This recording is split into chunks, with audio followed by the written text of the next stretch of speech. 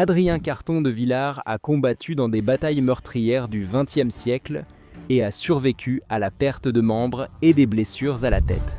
Cela semble probablement terrifiant pour la plupart des gens rationnels, mais pour celui qu'on appelait le soldat increvable, il a en fait plutôt bien profité de tout ça. Aujourd'hui, nous allons nous intéresser au soldat le plus inarrêtable de la Première Guerre mondiale, Adrien Carton de Villars. Avant de commencer, abonnez-vous à Weird History et dites-nous en commentaire quel héros historique vous souhaitez découvrir. Découvrons le Terminator de la Première Guerre mondiale.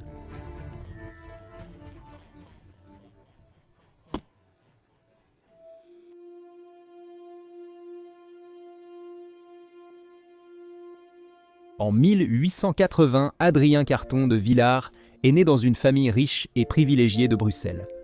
Il a passé une grande partie de son enfance au Caire, puis a fait ses études en Angleterre, où l'on s'attendait à ce qu'il devienne avocat. Carton de Villars avait aussi la vocation de soldat.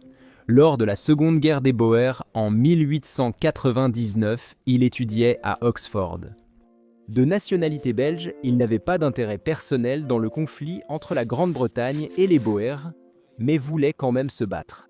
En utilisant un faux nom, un faux âge et une fausse nationalité, il s'est engagé dans l'armée britannique, tout cela à l'insu de son père Carton. De Villars écrira plus tard qu'il a alors compris que la guerre était en lui. Il dira « J'ignorais pourquoi la guerre avait commencé et je me fichais du camp. Si les Britanniques ne voulaient pas de moi, je me proposerais aux Boers avant la fin. Il recevra des balles à l'aine et à l'abdomen. Rien que de le dire, ça fait mal. » Mais cela n'a en rien entamé l'enthousiasme d'Adrien pour la guerre. Servir pendant la guerre des Boers a convaincu Carton de Villars que le combat serait sa vocation. Sur le champ de bataille, Adrien allait devenir un artiste guerrier, mais il a failli dérailler. En 1902, il obtient un poste en Inde britannique et combat avec les gardes-dragons irlandais. Au cours de cette période, Adrien a failli perdre son grade pour avoir tiré avec son arme sur une autre personne parce qu'il trouvait cet homme agaçant, je comprends tout à fait. Adrien récupérait de côtes fêlées quand un ouvrier a commencé à l'embêter. Carton de Villars a lancé des pierres sur l'homme qui s'est juste déplacé hors de portée. Cela aurait pu tout arrêter, mais à l'abri, l'ouvrier s'est retourné pour se moquer du soldat convalescent. Carton de Villars pensait que c'était une mauvaise idée. Ça m'a dépassé, j'ai sorti mon fusil et tiré dans son derrière. Dénoncé par l'ouvrier, il a été arrêté le lendemain matin. Carton de Villars a écopé d'une amende importante, mais a gardé sa commission malgré l'incident. Leçon de vie, ne jamais tourner le dos à un Adrien armé.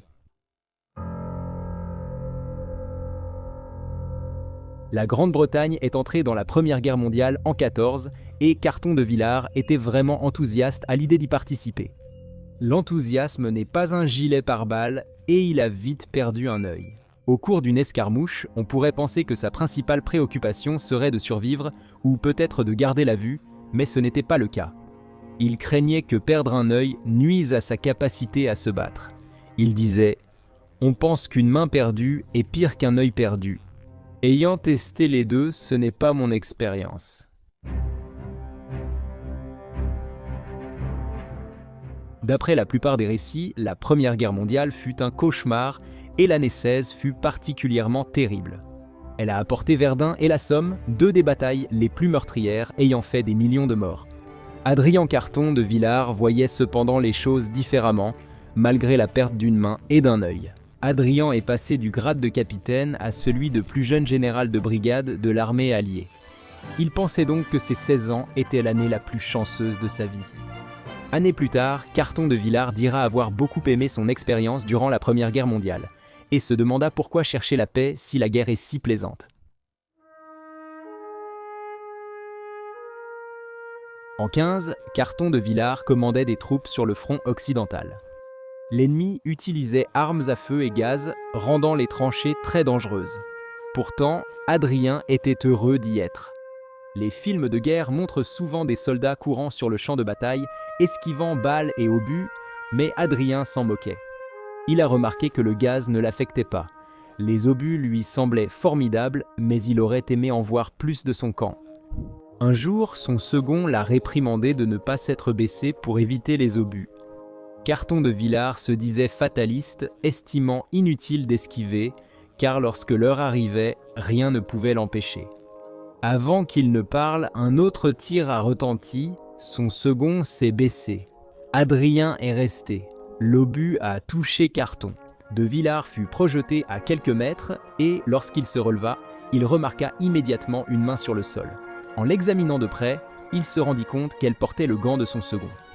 Le reste du corps de cet homme se trouvait à environ 1 mètre de là. Quand ton heure est venue, ton heure est venue. Lors d'une bataille en 15, Adrien Carton de Villars s'est grièvement blessé à la main. Il qualifiait la blessure d'épouvantable. 2 doigts tenaient à un bout de peau et sa paume, ainsi qu'une grande partie du poignet, avaient été arrachés par un tir. Sa montre était soudée au reste de son poignet, compliquant les choses. Il a demandé aux médecins de retirer ses doigts, ils ont refusé, alors il les a arrachés lui-même. Oui, Adrien a dit qu'il n'a ressenti aucune douleur en le faisant. Malheureusement, la main d'Adrien n'a pas guéri et il a dû se la faire amputer, une intervention qu'il a décrite comme n'étant pas pire qu'une extraction dentaire. Et si vous pensez qu'avoir une seule main l'a empêché de retourner à la guerre, eh bien, vous ne savez clairement pas. Adrien Carton de Villars.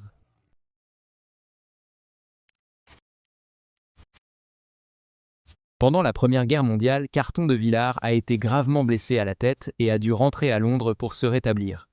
Adrien, machine de guerre, s'ennuyait hors du champ de bataille, ce qui causait parfois des problèmes.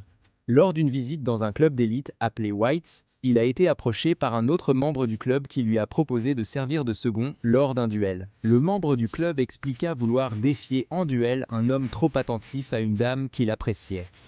La plupart d'entre nous refuseraient sans doute de risquer de se faire tirer dessus à cause d'un conflit amoureux qui ne nous concerne pas. Mais Carton de Villars pensait que c'était une façon idéale de régler les affaires de cœur, alors il accepta avec joie.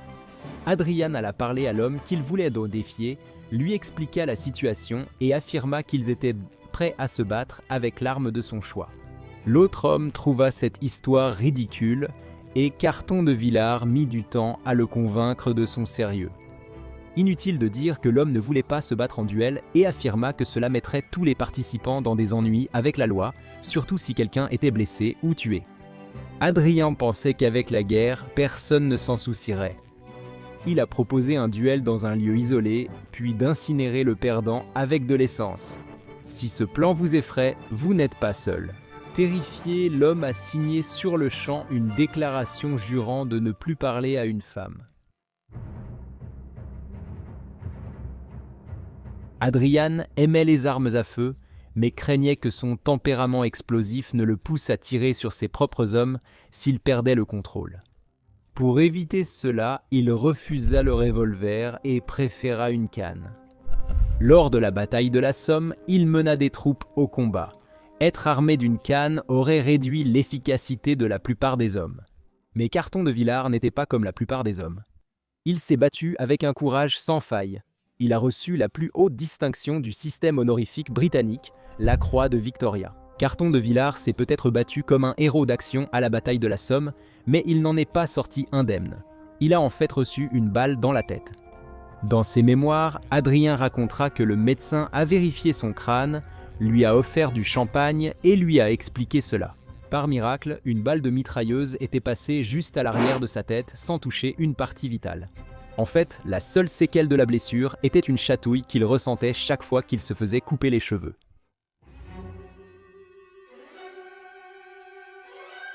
Première Guerre mondiale, j'ai enfin trouvé une fin. Adrien, cependant, avait depuis longtemps décidé qu'il serait soldat toute sa vie et parti à la recherche d'un autre conflit dans lequel se battre. Il le trouva en Pologne, où l'armée britannique soutenait les Polonais contre les Soviétiques. C'est là qu'en vain, Carton de Villars voyagea dans un train envahi par la cavalerie rouge russe. Adrien, refusant de se laisser faire, prit un revolver et tira. Il tint bon et repoussa les envahisseurs à lui seul.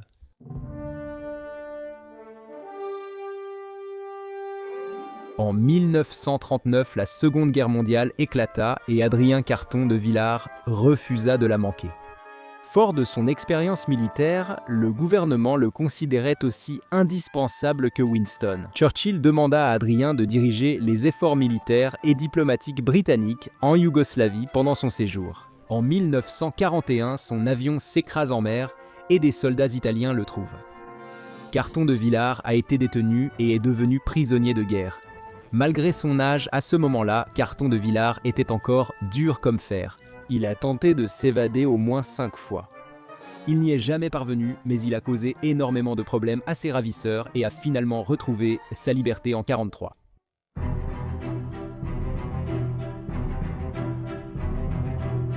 Libéré du camp de prisonniers italiens, Carton de Villars devint un héros.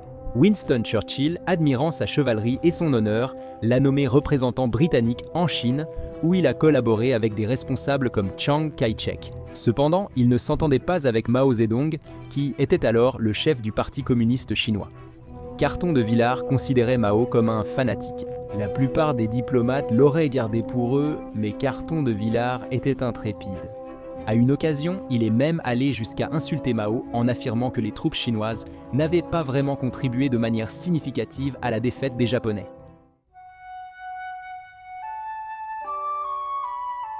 Après avoir mené l'une des villes les plus téméraires et dangereuses qu'on puisse imaginer, la dernière blessure majeure qu'Adrien Carton de Villars a subie fut ironiquement assez banale. En visite à Rangoon, Birmanie, il a glissé sur un tapis en fibre de coco et s'est fracturé le dos. C'est vrai, c'était douloureux et la convalescence longue, mais comme toujours, il a tenu bon. Adrien vécut encore 10 ans et mourut en 63 à 83 ans. Pour le dire franchement, la vie d'un soldat de la guerre civile était horrible. Bien sûr, toute guerre est un enfer, mais si vous vous engagiez comme soldat pendant la guerre civile, c'était essentiellement l'équivalent de signer votre propre certificat de décès. Aujourd'hui, nous allons découvrir à quoi ressemblait vraiment la vie d'un soldat de la guerre civile à cette époque. 7 millions de soldats ont combattu lors de la guerre civile dans plus de 237 batailles nommées. Outre de nombreux petits affrontements sanglants, ils n'étaient pas tous de robustes hommes barbus, adultes, avec femmes et esclaves chez eux. Près de 123 000 garçons du Nord avaient moins de 17 ans, tandis que le Sud comptait environ 100 000 soldats de moins de 15 ans. Ces jeunes n'étaient pas propriétaires terriens ni esclavagistes. Les adolescents des deux camps auraient eu des sentiments neutres envers l'esclavage. Ces enfants ont rejoint la guerre pour fuir la vie monotone à la ferme, répondant à l'appel d'Abraham Lincoln pour un bref service militaire. Un soldat de l'Union pouvait combattre quelques mois, puis rentrer et être accueilli en héros. Les soldats du Nord n'avaient pas prévu que la guerre civile durerait des années. Après avoir été chassés de Richmond pendant la campagne de la péninsule, en 1862, l'armée confédérée a marché vers Washington. Le Sud commençait à donner l'impression d'avoir une chance de gagner grâce à leur victoire dans la péninsule. C'est alors que Lincoln a lancé un appel pour 100 000 soldats de l'Union supplémentaire avec un engagement de 3 ans. Seule une partie de ces 100 000 soldats de l'Union survivrait à 3 ans de combat. À quel point les garçons mineurs étaient-ils désespérés de rejoindre la guerre de sécession et de commencer à vivre leur vie ? Eh bien, il y avait beaucoup de règles à respecter pour s'engager. Par exemple, ils jouaient sur les mots parce que les règles de l'armée stipulaient qu'un soldat devait être majeur pour s'engager. Un mineur écrivait le chiffre 18 sur la semelle de sa chaussure ou glissait un morceau de papier avec le chiffre 18 griffonné dessus et le cachait dans sa botte. Quand le recruteur demandait si le garçon était majeur, le futur héros de guerre répondait « Oui, je suis sur 18 ». Si ça ne marchait pas, les enfants mentaient sur leur âge car il n'y avait ni numéro de sécurité sociale, ni permis de conduire, ni spokio. En dernier recours, les adolescents demandaient à leur père d'être garants. Cela dit, tous les adolescents n'étaient pas armés. Beaucoup d'enfants s'engagèrent dans des rôles non combattants, comme rejoindre la fanfare en tant que batteur, flûtiste ou clairon. Ces rôles non combattants incluaient aussi le fait d'être le kid, pour porter des gourdes, des bandages et des brancards. Certains soldats plus compétents aidaient même les chirurgiens et les infirmières avec les blessés et jouaient le rôle de pigeons voyageurs en relayant les ordres sur le champ de bataille. William Sherman a créé l'expression « la guerre, c'est l'enfer » en 1879, 15 ans après avoir été général de l'Union pendant la guerre de sécession.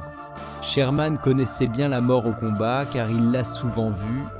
Le 1er juillet 1863, lors du premier jour de la bataille de Gettysburg, les soldats confédérés ont avancé en ligne droite vers leurs ennemis. Les soldats de l'Union ont décimé les confédérés. Selon le général sudiste Alfred Iverson, ces hommes sont morts honorablement. Ils se sont battus noblement et ont péri sans qu'aucun homme ne prenne la fuite vers l'arrière.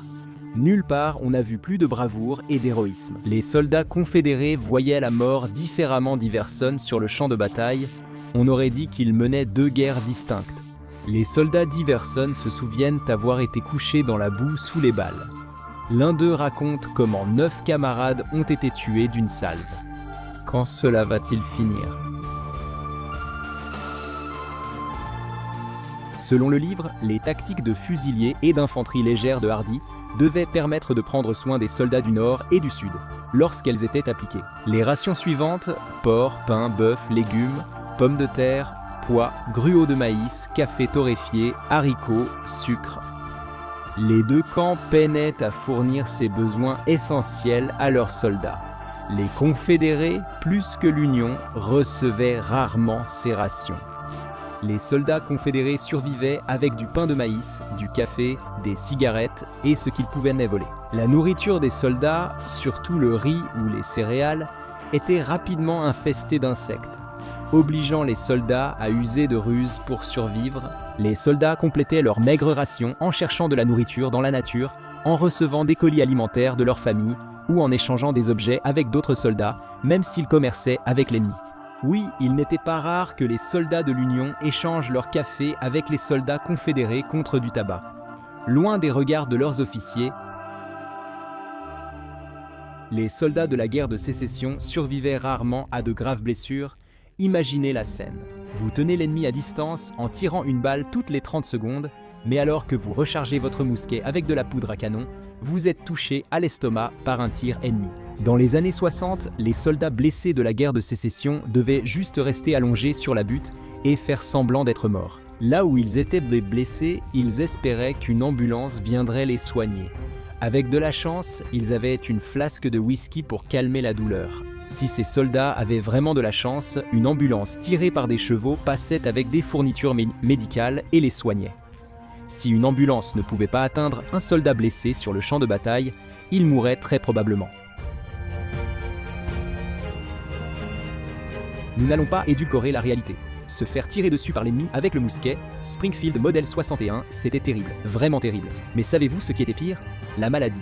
Le fait est que vous auriez pu survivre si vous aviez été blessé par balle, mais si vous tombiez malade, attrapiez une maladie ou développiez une infection, pendant ce qu'on a appelé la guerre la plus sanglante de l'histoire américaine, vous étiez pratiquement condamné. Pour mettre les choses en perspective, l'Union a perdu 4000 vies à cause de la dysenterie et de la diarrhée. Pour mettre en perspective, l'Union a perdu 4000 vies à cause de la dysenterie, soit l'équivalent de 10 batailles de Gettysburg. Durant la guerre de sécession, la maladie a causé plus de morts que toute autre raison. Le soldat de l'Union Theodore Gerich a décrit les conditions auxquelles il a fait face. L'un des pires aspects de cette situation était la maladie qui frappait les soldats. Les hommes peu habitués au climat, à l'exposition et à la nourriture vivaient une expérience très différente de chez eux. Les infections étaient fréquentes car les médecins ne stérilisèrent pas le matériel. Durant tout le conflit, les travailleurs hospitaliers ont amputé des milliers d'hommes, dont 1 sur 4 mourait d'infection. Nous savons tous pourquoi la guerre de sécession a eu lieu. Ce qui reste incompris, c'est comment ils pensaient que les Afro-Américains allaient nuire à l'Union. Parce que les Confédérés étaient à juste titre préoccupés par le fait d'armer leurs esclaves, les hommes noirs du Sud étaient principalement enrôlés pour des travaux de camp. La Confédération n'a failli recruter des esclaves que durant les dernières semaines désespérées de la guerre. Quand l'Union a enrôlé des soldats noirs, Jefferson Davis a menacé de les réduire en esclavage ou de les exécuter s'ils étaient capturés. Quand un général confédéré a proposé d'enrôler des esclaves, les dirigeants se sont moqués. Le 13 mars 1865, le Congrès confédéré a permis aux soldats noirs de s'enrôler sans garantir leur liberté après la guerre. Leur geste n'a rien changé, la guerre allait finir moins d'1 mois plus tard. En tant que soldat de la guerre civile, si vous ne tiriez pas avec votre mousquet sur le visage de votre ennemi, sur le champ de bataille ou ne dormiez pas, vous faisiez des exercices avec votre troupe. Les soldats passaient la majorité de leurs heures d'éveil à se préparer au combat actif en nettoyant leurs armes à feu et en apprenant des exercices et des formations de combat. Avec, de temps en temps, une période de garde ou une longue marche. Le soldat Theodor Gerich de l'Union a raconté que les soldats étaient très mal préparés au début de la guerre, sans entraînement, avec une musique jouée par des tambours inexpérimentés. Chaque musicien gardait son rythme, chaque soldat marchait différemment. Nous avons alterné marche, course, immobilité, sans réussir à garder le rythme. Dans les années 60, même en prouvant votre valeur comme soldat noir et en défendant l'Union, discrimination et inégalité salariale persistaient. L'Union n'a enrôlé des soldats noirs qu'en 1862, mais le recrutement a augmenté après la proclamation d'émancipation du 1er janvier 1863. Selon la loi sur la milice de 1862, les soldats noirs étaient moins payés que les autres pour un travail égal, même s'ils recevaient un salaire. Les soldats noirs touchaient 10 $ par mois, moins 3 $ pour les vêtements, alors que les soldats blancs recevaient 13 $ et une allocation vestimentaire de 3,50 $. Si vous étiez parmi les centaines de milliers de soldats en première ligne, chargeant et tirant votre mousquet toutes les secondes, il est probable que vos bras seraient inutilisables en fin de journée. Les mousquets rayés utilisés par les soldats des deux camps pouvaient peser jusqu'à 5 kg et leur recul était si puissant que le simple fait de tirer pouvait mettre votre bras hors d'usage. Le soldat confédéré Sam R. Watkins a décrit l'expérience ainsi. « Après m'être déshabillé, j'ai découvert que mon bras était tout meurtri, couvert de bleu et injecté de sang, de mon poignet jusqu'à mon épaule, et aussi douloureux qu'une ampoule. J'avais tiré 120 passes fois ce jour-là. Ces mousquets surchauffaient souvent, rendant la recharge difficile, a ajouté Watkins. Mon bras chauffait tellement que la poudre prenait feu avant que je charge, et je devais souvent échanger mon arme avec celle d'un camarade tombé.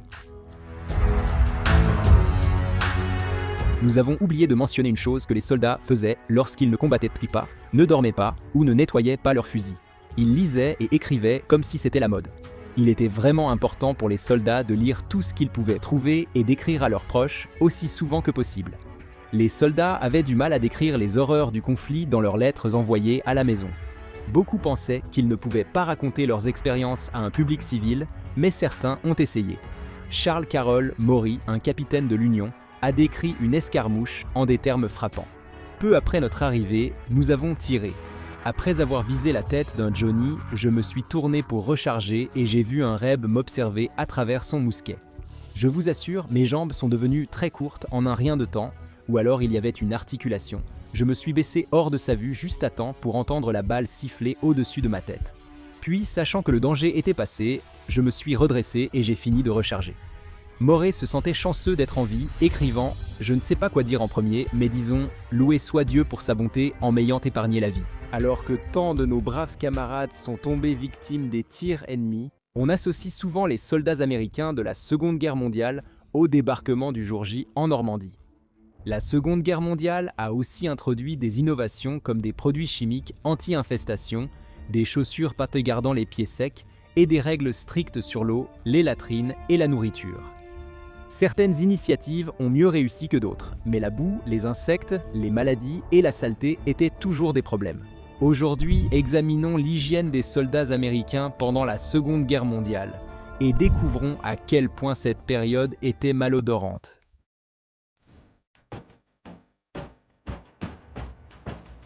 La guerre attire souvent des insectes qui transmettent des maladies. Pour limiter leur propagation, l'Institut national de la santé aux États-Unis et ses homologues mondiaux ont agi pour prévenir d'éventuelles épidémies. À la fin des années 30, des scientifiques suisses de la société Geigy ont mis au point un insecticide appelé dichlorodiphényltrichloroéthane, mieux connu sous le nom de dichlorodiphényltrichloroéthane, le chimiste qui a inventé cette concoction. Paul Muller a même remporté le prix Nobel de médecine et de physiologie en 1948 pour ses efforts.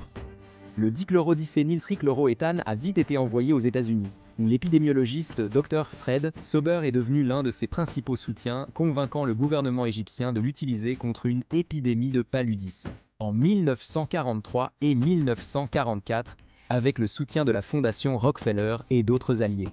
Le dichlorodiphényltrichloroéthane était directement pulvérisé sur des millions de civils et de militaires dans la Méditerranée et en Asie du Sud-Est dès 1944. Ce qu'il y avait avec le dichlorodiphényltrichloroéthane, c'est qu'il était facile à fabriquer, abordable et efficace. Ce produit chimique incolore et presque inodore détruisait poux, moustiques, acariens et autres insectes, limitant fortement la transmission de maladies comme le paludisme et le typhus. Le succès rapide du dichlorodiphényltrichloroéthane a sauvé des millions de vies et a été présenté comme solution au typhus, cette terrible peste survenue après chaque grande guerre. Le succès du dichlorodiphényltrichloroéthane a généré une forte demande, le rendant accessible au public à la fin des années 40. Tout le monde, des gouvernements aux agriculteurs, en passant par les jardiniers amateurs, utilisait le dichlorodiphényltrichloroéthane en abondance, le pulvérisant en direction des personnes, des plantes et des animaux. Bien que le public ait été averti de son potentiel à perturber l'équilibre de la nature, les conséquences à long terme du dichlorodiphényltrichloroéthane demeuraient inconnues. Après la Première Guerre mondiale, le gouvernement américain a installé des blanchisseries et des services de nettoyage à sec permanents sur de nombreuses bases nationales. Et une fois la Seconde Guerre mondiale éclatée, les services de blanchisserie ont été étendus à l'étranger. Au camp Lee en Virginie, les troupes apprenaient à utiliser des machines à laver mobiles après leur formation. Les unités de blanchisserie, formées de 3 officiers et 5 soldats, provenaient de 40 blanchisseries mobiles avancées. Similaires à des semi-remorques, elles comptaient jusqu'à 6 unités et lavaient environ 125 livres de vêtements par heure. Les officiers, soldats et civils pouvaient payer pour laver leurs vêtements, mais les officiers étaient privilégiés. Les hommes payaient mailles quelques centimes par paquet, la gratuité du service de blanchisserie n'ayant pas été adoptée. C'est exact, ils faisaient payer leurs propres soldats pour laver leurs vêtements. Les militaires avaient également accès à des douches publiques. Tout comme les laveries, les douches étaient destinées à les garder propres afin de lutter contre les poux et autres infestations, tout en améliorant le moral. Les douches comptaient entre 4 et 8 pommeaux, avec des zones de fumigation en plus.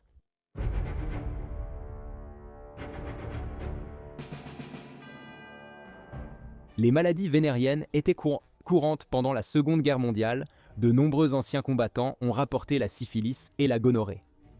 Les responsables américains ont donc aidé les militaires à bien décider, à faire des tests médicaux et à tenir des registres des épidémies de maladies vénériennes. L'approche plus active, appelée l'accord en 8 points, a contribué à faciliter la sollicitation à proximité des bases. Une infraction fédérale a permis la création de centres de traitement rapide des maladies vénériennes et des stratégies pour soigner, tout en maintenant les hommes en service actif. Les militaires ont aussi eu accès à la pénicilline, nouveau médicament efficace contre les maladies vénériennes, en plus des traitements à l'arsenic et au soufre. Le département de la guerre des États-Unis a commencé à distribuer des brochures bien plus explicites qu'auparavant aux hommes en service. Les hommes recevaient des instructions sur la façon de se nettoyer, étaient informés des options de prophylaxie et on leur disait de consulter immédiatement un médecin en cas d'apparition de symptômes d'une maladie vénérienne.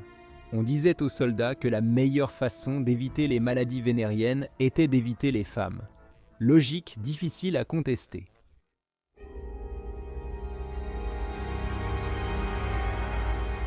Le pied de tranchée est une maladie grave causée par des pieds mouillés sur de longues périodes. Comme cela avait posé problème pendant la Première Guerre mondiale, l'armée voulait permettre aux hommes de garder les pieds secs et chauds. En Grande-Bretagne, les femmes tricotaient des chaussettes pour les soldats, tandis que les usines textiles adaptaient leur production aux États-Unis. En 1944, le système Shoepak a offert une botte doublée imperméable aux hommes. Le Shoepak était composé de caoutchouc, de cuir et de feutre pour garder la chaleur. Les Shoepaks étaient une version de la chaussure de chasse principale de L.L. Bean. Les Shoepaks manquaient parfois ou n'étaient pas à la bonne taille, mais restaient efficaces si les hommes portaient et changeaient régulièrement des chaussettes en laine. L'absence de ventilation dans les Shoepaks obligeait à changer souvent de chaussettes pour éviter des soucis. Des pieds macérés ou le pied de Shoepak avec la peau sous la plante des pieds ressemblant à du papier buvard mouillé. L'armée a également mis en place des équipes de réparation de chaussures, offrant ainsi aux soldats la possibilité de faire réparer leurs chaussures de manière efficace. Pendant la Première Guerre mondiale, les hommes dépendaient d'entrepreneurs locaux, souvent peu fiables et utilisant de mauvais matériaux.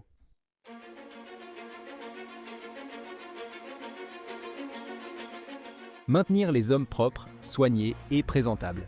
Selon les règlements du ministère de la Guerre, en 1942, il fallait se brosser les dents au moins une fois par jour. La gingivite ulcéro-nécrosante, également connue sous le nom de bouche des tranchées, était une affection courante pendant la Première Guerre mondiale, et elle était restée fréquente pendant la Seconde Guerre mondiale. Provoquée par le stress, le manque de soins dentaires et la malnutrition, la bouche des tranchées causait saignements, douleurs et dégradation des gencives. De nombreux efforts ont été faits contre la bouche des tranchées. La poudre dentifrice est devenue courante dans les kits d'hygiène et on ordonnait aux hommes de se brosser les dents chaque jour, habitude souvent conservée après leur retour. Les troupes recevaient aussi du dentifrice, autrefois un luxe. Après la Seconde Guerre mondiale, le dentifrice est devenu bien plus populaire dans toutes les classes sociales. D'autres kits d'hygiène incluaient brosse à dents, lame de rasoir, savon et crème à raser. Les hommes recevaient également du chewing-gum, des bonbons, du tabac, des allumettes et des cigarettes. Un autre article qui, malheureusement, est devenu une habitude que de nombreux soldats ont ramené chez eux. Pendant la Seconde Guerre mondiale, les règles d'hygiène personnelle restaient les mêmes que précédemment, mais les méthodes d'enseignement différaient. Les militaires visionnaient un film sur l'hygiène lors de leur formation pour encourager de bonnes pratiques personnelles et collectives. Après avoir reçu leurs ordres et leur destination, les unités suivaient une formation à l'hygiène du site. Les troupes en partance pour l'Europe étaient informées sur le typhus et le pied de tranchée via divers supports visuels. Celles allant au théâtre du Pacifique étaient informées sur le paludisme, l'eau et les parasites. L'armée n'a pas innové en utilisant les médias visuels pour la santé publique, car affiches, brochures et expositions étaient déjà courantes dans les années 30. La Seconde Guerre mondiale a rapproché sociétés de production cinématographique et forces armées. L'armée américaine a contrôlé Kaufman Astoria Films à New York pour produire des films d'entraînement et de propagande, tandis que l'armée de l'air utilisait les studios Hell Roach en Californie. Les vidéos étaient à la fois comiques et instructives. Des personnages comme le soldat Snafu et le soldat McGillicuddy donnaient des conseils sur la propreté et la santé, tout en racontant des histoires édifiantes sur ce qui pouvait mal tourner. Le département de la guerre a aussi utilisé des films pour sensibiliser aux maladies vénériennes. Le film sur les maladies sexuellement transmissibles, explicite dans son contenu, présentait un récit simple et direct des effets des maladies vénériennes qui peuvent résulter de rapports sexuels. On disait aux militaires de regarder, comprendre et assimiler le film pour défendre avec succès notre mode de vie américain.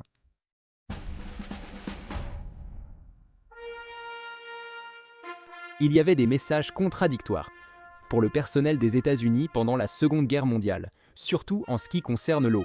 Malgré les instructions répétées de rester propre, les militaires utilisaient les sources d'eau locales pour se laver et laver leurs vêtements lorsque l'occasion se présentait. Cependant, utiliser l'eau locale comportait des risques, parasites, infections cutanées et autres problèmes de santé récents sur l'île. Aux Philippines, par exemple, on disait aux hommes d'éviter l'eau douce pour nager et laver leurs vêtements en raison du risque élevé de schistosomiase, également connu sous le nom de fièvre des escargots. La schistosomiase, également observée chez les troupes en Afrique du Nord, était causée par un ver plat parasite infiltrant les systèmes urinaires ou digestifs, ce qui n'est vraiment pas agréable à imaginer de toute façon.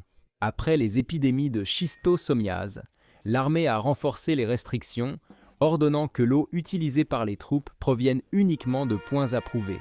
Cela inclut l'eau utilisée pour boire, se laver, laver véhicules, sol ou vêtements, ainsi que pour patauger par les troupes dans toute eau douce, rivière, marais, bassin ou rizière, ce qui est interdit.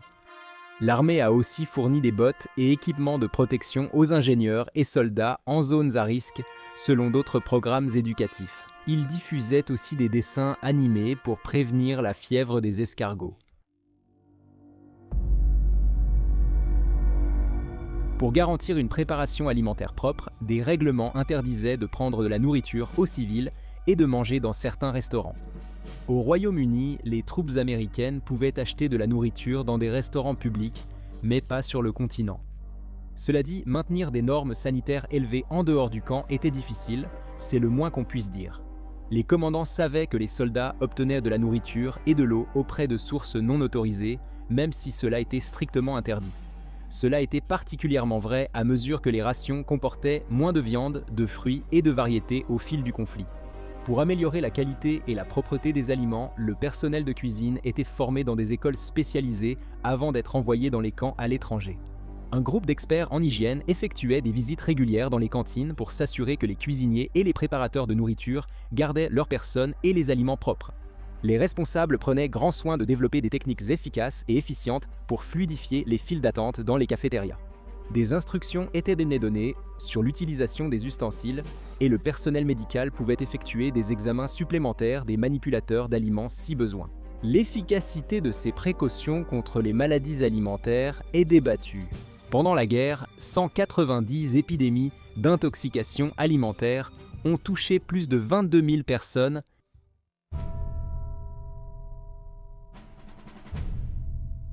Pendant la guerre, les militaires se lavaient chaque jour en garnison et au moins une fois par semaine sur le terrain. Les cheveux devaient être courts et la barbe bien taillée. Ce choix était difficile, surtout là où l'eau manquait, comme en Afrique du Nord. Pour les troupes britanniques, il s'agissait de choisir entre faire du thé avec l'eau de rasage ou se raser dans le thé. Les troupes allemandes en Afrique du Nord recevaient un gallon par jour, quantité insuffisante l'été.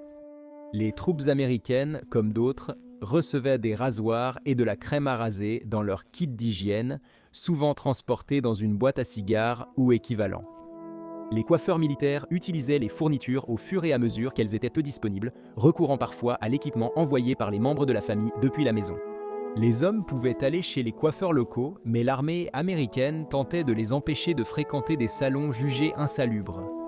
Ce n'est qu'après l'interdiction des salons de coiffure par l'armée américaine que les coiffeurs ont adopté des pratiques plus hygiéniques. Après le retrait des forces américaines du Vietnam en 1973 selon les États-Unis, l'armée n'a pas pu fouiller les champs de bataille pour retrouver les soldats morts et disparus. De nombreux hommes ont été faits prisonniers de guerre par les Nord-Vietnamiens, ce qui était loin d'être agréable. Alors aujourd'hui, nous allons voir à quoi ressemblait la vie d'un prisonnier de guerre au Vietnam. Appelé John Rambo et le colonel James Braddock, on va gérer des prisonniers de guerre. La guerre a duré de 1954 à 1975. La guerre du Vietnam a opposé le Nord-Vietnam communiste et ses alliés Viet Cong au Sud-Vietnam soutenu par les États-Unis. Les Nord-Vietnamiens, après avoir expulsé le gouvernement colonial français, voulaient unir le pays sous le communisme. Les Sud-Vietnamiens voulaient des liens plus forts avec l'Occident, notamment les États-Unis. Le conflit a eu un coût humain très élevé, causant la mort de 1 million de soldats nord-vietnamiens et Viet Cong, ainsi que de 100 000 à 250 000 soldats sud-vietnamiens, plus de 58 000 soldats américains et plus de 2 millions de civils. Et bien sûr, il y avait aussi des prisonniers de guerre. Beaucoup des camps utilisés pour détenir les prisonniers de guerre américains étaient situés dans ou autour de Hanoï, où les prisonniers étaient forcés de survivre dans des cellules presque inhabitables. Les prisonniers de guerre nommaient leurs prisons de façon originale, comme le Zoo, Dirty Bird, Skid Row ou Rock Pile. Cependant, la prison d'Alcatraz, au centre-nord de Hanoï, était sans doute la pire. L'établissement, connu pour ses petites cellules de type cachot, était utilisé pour isoler les prisonniers turbulents par les Nord-Vietnamiens. Comme Jeremiah Denton, pilote de la marine, qui a révélé les mauvais traitements subis par les prisonniers de guerre. Quand il a cligné des yeux pour épeler « torture » en morse dans un film de propagande, si Alcatraz était la plus dure, la prison la plus célèbre restait Huala.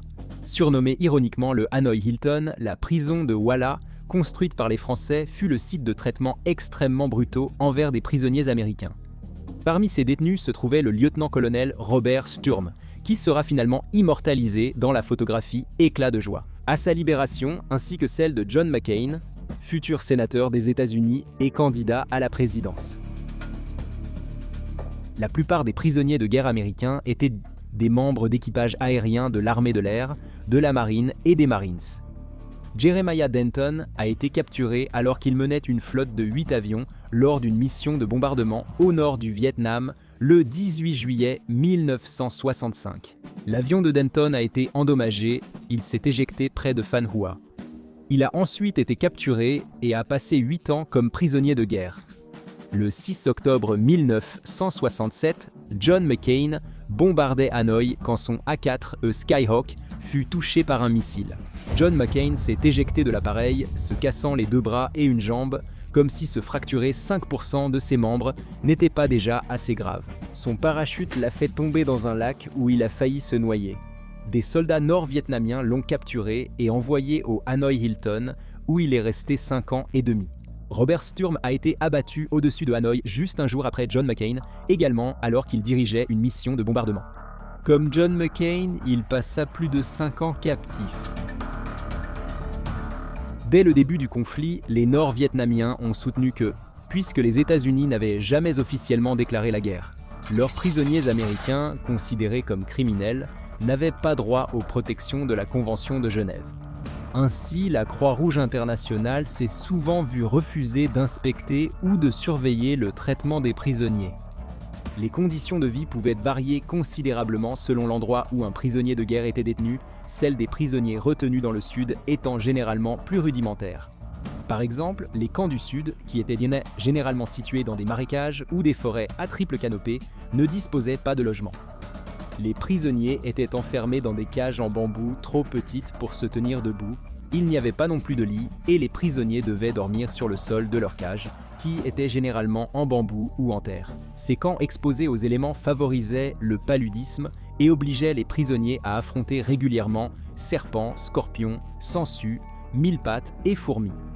De plus, pendant la mousson, les camps devenaient d'immenses bourbiers, tandis que les prisonniers du Nord vivaient souvent en cellules. Il y avait de petites cellules pour 2, des plus grandes pour 8 à 40 hommes, et des cellules d'isolement pour les officiers supérieurs et les résistants. Robert Sturm était resté en isolement cellulaire pendant 1 an. Ce temps est long sans même une balle de baseball comme Steve McQueen. Les cellules atteignaient jusqu'à 120 degrés Celsius l'été mal ventilé et descendaient à 40 degrés Celsius l'hiver. Elles étaient envahies de souris, cafards, moustiques et gros rats. Donc, même si c'était mieux que les camps du Sud, le Hanoi Hilton n'était pas un club de vacances. Pour les prisonniers du Sud, le menu se limitait à 2 ou 3 bols de riz par jour et le riz devait être transporté et stocké lors des déplacements fréquents des camps. Cela signifiait qu'il était souvent pourri, infesté d'insectes et de crottes de rats à son service. Des prisonniers de guerre disent avoir mangé de la viande de rats, d'éléphants, de singes, de chiens et de serpents. Ils pouvaient parfois cueillir des légumes pour leur repas, mais sans chaussures, cela était dangereux et risquait de causer blessures et infections.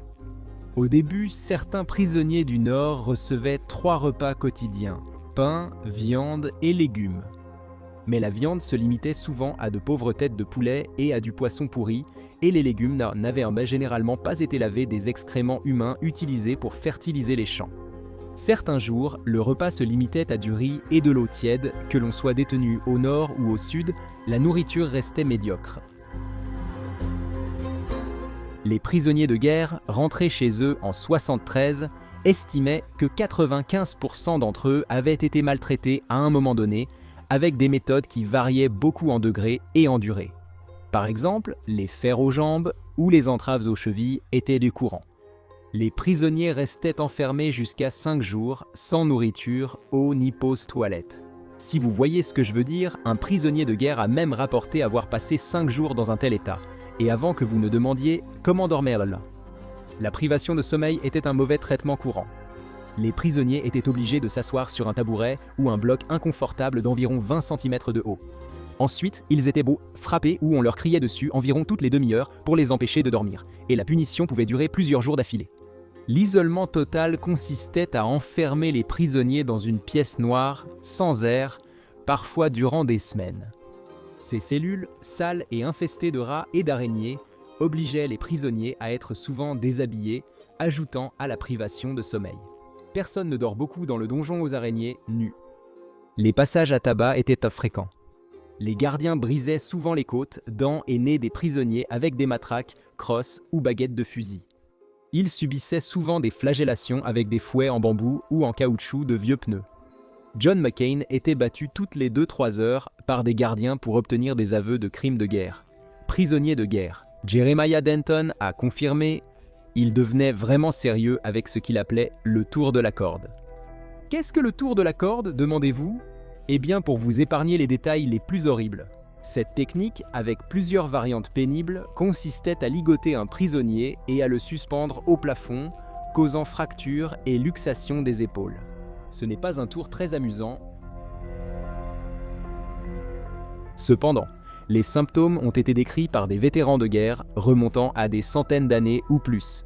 Le trouble de stress post-traumatique, ou trouble de stress post-traumatique, n'a été officiellement reconnu comme une condition de santé mentale qu'en 1980.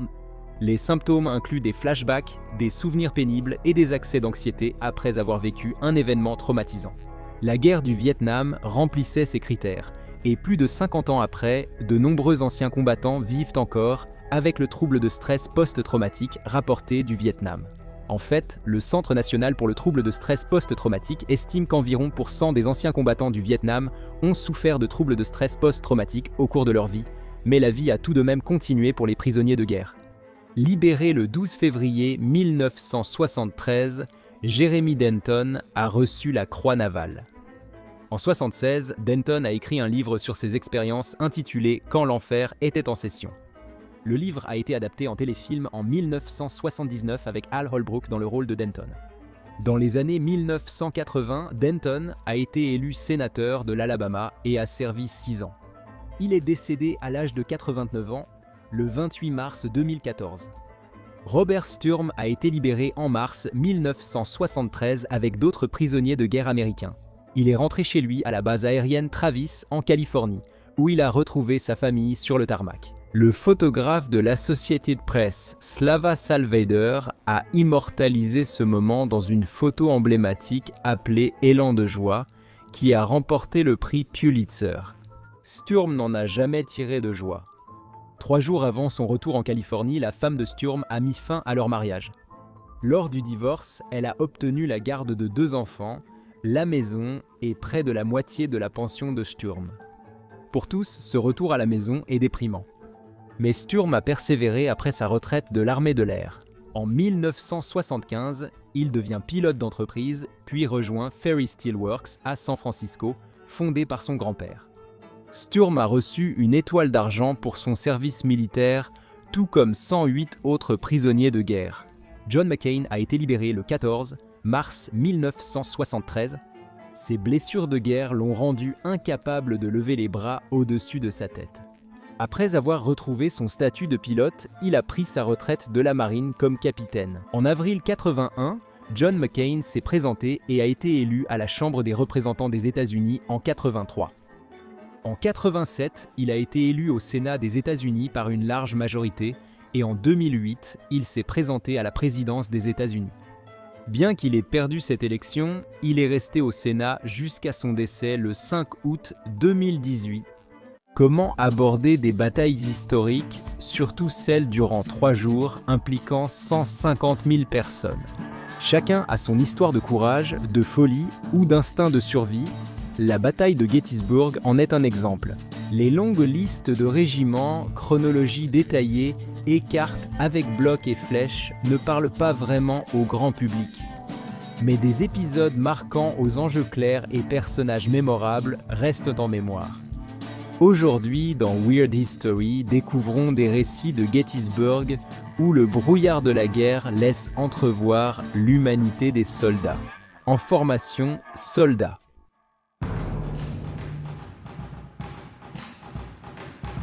Quand les soldats confédérés et de l'Union se sont affrontés à Gettysburg en juillet 1863, la majorité des 2400 habitants civils ont agi comme tout civil sensé. Ils se sont écartés du chemin, restant chez eux, dans leur cave ou partant vers un lieu moins exposé aux boulets. Mais pas John Burns, 69 ans, voire plus selon certaines sources. Pourquoi ne pas enrichir la légende? Il avait combattu 50 ans plus tôt pendant la guerre de 12 et refusait que des rebelles contrôlent sa ville natale. Entendant les bruits du combat, il dit à sa femme qu'il voulait voir prit son vieux mousquet et s'avança tranquillement dans l'histoire. Burns proposa son aide à plusieurs officiers de l'Union. Ceux-ci trouvaient ce personnage amusant, mais Burns insistait pour rester. Ils lui donnèrent un fusil moderne d'un soldat blessé. Burns se posta derrière un arbre et tira calmement sur les Confédérés, avançant alors que les combats s'intensifiaient. Il fut blessé 3 fois lors des combats intenses de ce jour-là. Le sergent George Eustace décrivit plus tard la participation de Burns. Il devait être environ midi lorsque j'ai vu un petit vieil homme arriver à l'arrière. Je me souviens, il portait une redingote à queue de pie avec des boutons en laiton et un fusil à l'épaule. On s'est moqué de lui dès son arrivée, du moins le pensions-nous. Aucun civil censé n'irait dans une telle situation. Interrogé sur sa venue à ce moment, il a expliqué que les rebelles avaient chassé ou trait ses vaches et qu'ils voulaient se venger. Plus tard, les soldats de l'Union ont dû laisser Burns blessé lors de leur retraite et il a été retrouvé par les Confédérés. S'ils avaient su qu'il se battait sans uniforme, ils l'auraient peut-être exécuté. Mais Burns s'était débarrassé de son arme et avait fait semblant d'être un simple civil sans défense, pris dans les tirs croisés. Les chirurgiens confédérés l'ont soigné et il a été autorisé à rentrer chez lui. Burns est commémoré par une statue à Gettysburg et sa bravoure a été citée dans un rapport du major général Abner Doubleday. Je remercie spécialement John Burns de Gettysburg qui, malgré son âge, a pris son fusil et offert ses services au colonel Wister, 150e volontaire de Pennsylvanie. Le colonel Wister lui a conseillé de se battre dans les bois pour plus d'abri, mais il a choisi notre ligne de tirailleurs dans les champs ouverts.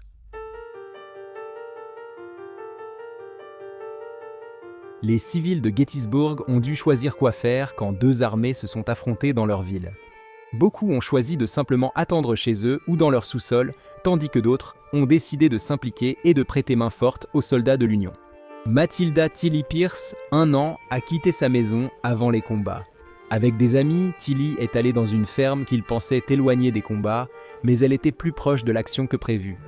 Elle était près de Little Round Top où eurent lieu de violents combats, les unités luttant à proximité. La ferme fut donc inévitablement réquisitionnée. Tilly, hôpital de campagne, a aidé en fournissant nourriture, eau et soutien au personnel médical. Elle a ensuite rédigé un mémoire disant « Pendant que l'infanterie passait, j'ai vu un soldat épuisé ramper sur les mains et les genoux. Un officier lui a ordonné de se lever et marcher, mais il a répondu qu'il ne pouvait pas. Là-dessus, l'officier, levant son épée, l'a frappé 3 ou 4 fois, puis il est passé son chemin. Peu concerné par ces actes, car c'était la guerre où les commandants abandonnent souvent leurs camarades, cela a dû être dur pour un garçon si jeune. Son histoire montre que la guerre ne touche pas que 2 armées, mais a toujours des conséquences. Samuel Wilson Jr. était correspondant du New York Times, couvrant en direct la bataille de Gettysburg. Son fils, Bayard, était premier lieutenant-commandant une batterie dans la 4e artillerie des États-Unis pendant les combats. Le premier jour, le lieutenant Wilkeson a été touché à la jambe droite par un boulet confédéré et en est mort. Le père Wilkeson a appris la mort de son fils alors que la bataille continuait, malgré sa douleur. Il a écrit une dépêche pour le New York Times depuis notre hôpital de l'Union en juillet, juste après le combat, apparemment en voyant le corps de son fils en écrivant. Les premiers et derniers paragraphes de la dépêche, qui résument l'événement, reflètent l'état d'esprit endeuillé de l'auteur.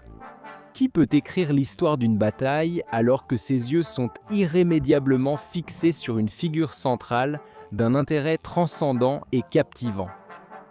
Le corps sans vie d'un fils aîné, écrasé par un obus à un endroit où une batterie n'aurait jamais dû être envoyée et abandonné à la mort.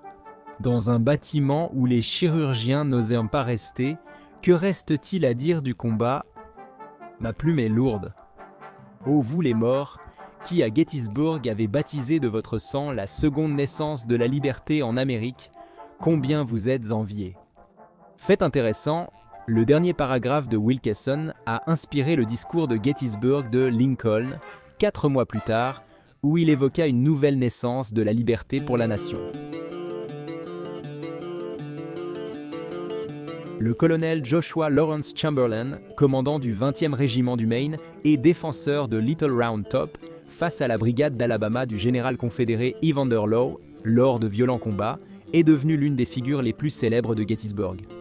Cela s'explique en partie parce qu'il a survécu des années pour raconter son histoire et qu'il a servi de personnage central dans le roman Les Anges de la Mort de Michael Shahara, adapté en film sous le titre Gettysburg. Mais c'est aussi parce que la charge à la baïonnette qu'il a ordonnée, même si elle n'a sans doute pas littéralement sauvé l'armée du Potomac, n'a sûrement pas fait de mal. Chamberlain avait ce jour-là d'autres soucis que la tactique. 2 de ses frères étaient avec lui dans le 20e Maine, mais un seul combattait. Tom Chamberlain était officier dans le régiment, tandis que son frère John s'était engagé comme non-combattant, ayant été envoyé au front pour s'occuper des blessés. Avant le combat du 2e jour à Little Round Top, Chamberlain dit à son frère Tom « Ce sera une journée difficile pour maman ». Par miracle, les 3 frères Chamberlain ont survécu à Gettysburg, mais non sans cicatrices. Dans une lettre écrite à sa femme après la bataille, Chamberlain raconta comment son frère John avait été brièvement fait prisonnier par l'ennemi. La lourdeur de mon cœur rend très difficile l'écriture d'une lettre qui ne devrait être que joie et reconnaissance. Mon cher frère a été fait prisonnier lors du combat et libéré sur le champ par l'ennemi. Ils l'ont dépouillé de tout ce qu'il possédait. Il avait ses instruments chirurgicaux, mais ne m'a pas blessé. Ensuite, il m'a rejoint pieds nus, les mains vides, presque sans rien. La survie des frères fut une rare chance dans un combat où de nombreuses familles furent brisées à jamais.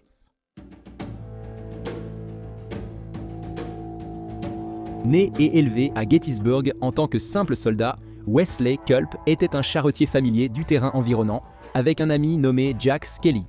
Culp, installé en Virginie avant la guerre, est revenu dans sa ville natale comme membre du 2e régiment d'infanterie de Virginie, membre de la brigade Stonewall du 2e corps de Richard Edwards.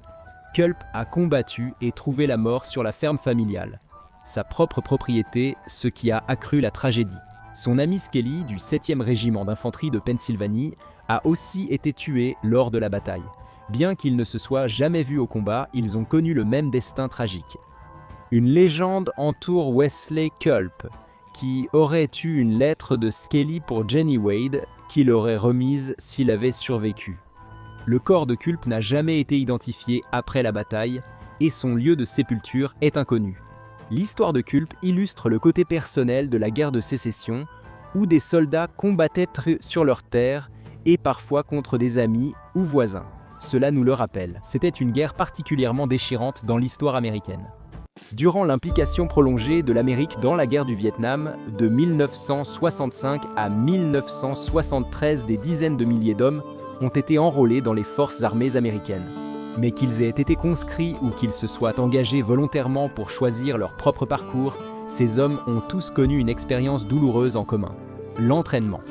Même un montage des années 80 ne pouvait accélérer ce processus. Aujourd'hui, nous allons vous montrer à quoi ressemblait vraiment l'entraînement pour la guerre du Vietnam. Très bien, cadet. Gauche, droite, gauche, droite. L'entraînement de base durait 152 heures, soit 44 heures par semaine, pendant 8 semaines, puis l'entraînement avancé durait encore 8 semaines. Durant tout ce temps, ces recrues étaient formés à combattre en première ligne de façon très éprouvante. Un aspect clé de l'entraînement militaire peut vraiment vous faire frissonner, se lever très tôt, assister au lever du soleil en mode zombie, sans café pour aider. Jerry Prater a expliqué que le réveil était joué à la trompette pour réveiller les recrues. À 5 heures, on nous demandait de nous lever, de nous doucher, de nous raser, de nous habiller en tenue de fatigue et d'être en formation devant la caserne à 5h30. Le commandant de compagnie ou l'un des 2 officiers d'instruction procédait à une inspection de chacun des 4 dortoirs chaque matin après que nous ayons quitté la zone de la compagnie pour nos séances d'entraînement. Le peloton, au meilleur classement quotidien et hebdomadaire, obtenait des privilèges, tandis que les 3 autres subissaient la stigmatisation. Ainsi que des rappels constants et le harcèlement des sergents instructeurs qui leur rappelaient qu'ils n'étaient pas à la hauteur, en parlant de sergent instructeur harcelant. Vous vous rappelez le sergent instructeur de R. Lee Ermey dans Full Metal Jacket de Kubrick? Ermey, ancien sergent instructeur au Vietnam, a transmis sa véritable expérience au personnage. Les recrues étaient donc sans cesse terrorisés par leurs supérieurs jusqu'à être à la hauteur. Selon Larry Letty, les sergents instructeurs surveillaient constamment tout le monde. Oui, ils faisaient tout pour te terroriser. Leur travail était de te détruire puis te reconstruire à la façon de l'armée. Dès qu'ils voyaient que tu suivais le programme, ils te laissaient tranquille et s'occupèrent de ceux ayant plus besoin de motivation. Qui a besoin d'une conférence technology, entertainment, design quand on a un sergent instructeur ?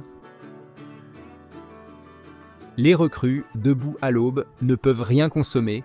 L'excuse « ne me donne pas d'ordre avant mon café » n'est plus valable avant de manger ou boire. Ils ont lacé leurs bottes et ont littéralement commencé à courir dès qu'ils ont touché le sol. Ensuite, après cette amuse-bouche de course avant le petit déjeuner, le plat principal avant le petit déjeuner est arrivé sous la forme de traverser une échelle horizontale, ce qui ressemble un peu à un singe adulte. Letty a trouvé cet exercice très difficile. Nous devions franchir 8 barreaux de l'échelle horizontale avant chaque repas. Ceux sans main calleuse avaient des soucis là-bas. Des durs des rues de Baltimore et Détroit ont saigné sur ces barres jusqu'à former les callosités nécessaires. Nous courions et faisions de l'entraînement physique, ce qui signifie entraînement physique. Après le 3e petit déjeuner, nous courions jusqu'à presque chaque séance d'entraînement. Nous n'avons pas arrêté de courir encore et encore, comme Forrest Gump, et ce gars-là était un sacré bon soldat. D'ailleurs, il n'y avait pas beaucoup de clémence non plus dans l'art du repas. Les recrues devaient nous suivre une procédure et un protocole très précis, rien que pour entrer dans le mess. Pendant les repas, les instructeurs criaient pour accélérer ou ralentir les recrues, selon qu'elles devaient perdre du poids, notamment celles affectées à la cuisine. Frater a résumé que les tâches de police, ou corvées de patrouille, compliquaient la vie et servaient souvent de punition pour les recrues fautives. Le corvée de patrouille en tant que tel, ceux qui étaient désignés pour faire le corvée de patrouille étaient réveillés vers 4h30 afin qu'ils puissent s'habiller et se présenter au mess pour aider à la préparation du petit déjeuner. Ils poursuivaient cette corvée après le dîner et le nettoyage du mess. Nettoyer, ce n'était pas verbaliser les assiettes sales, mais veiller à ce que tout soit propre pour le repas suivant. Cela comprenait vaisselle, plats, casseroles, poêles, tables, sol et toutes les fourmis arrivées pendant le service. Praté a ajouté que laver les casseroles et poêles était la corvée qu'il détestait le plus, car il y en avait beaucoup à chaque repas, toutes très sales et grasses. La plupart des gars préféraient l'entraînement physique à la vaisselle, ce qui en dit long. Les recrues marchaient presque chaque jour jusqu'au stand de tir, souvent loin de la caserne. Parfois, cela obligeait même les recrues à camper sur place. Parfois, cela nécessitait une journée à la plage. Le vétéran Fred Childs savait à quel point il était important d'être un soldat compétent et efficace dans tous les domaines possibles du combat, car c'est ce qu'il devait apprendre pour rester en vie.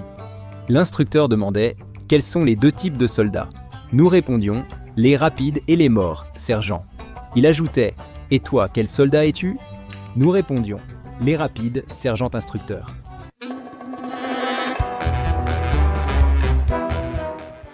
L'entraînement physique des recrues incluait des parcours de confiance et d'obstacles, bien plus qu'un simple épisode de Wipeout. Les soldats forçaient leur passage à travers des barres suspendues, des murs à escalader, des sauts avec écart et des cordes à grimper, souvent sous une chaleur extrême, un froid intense ou d'autres conditions météorologiques difficiles. Au départ, réussir ces parcours était une victoire, mais ensuite, les recrues devaient respecter des temps. Le vétéran Charles A. Wells Jr. a évoqué son parcours le moins aimé.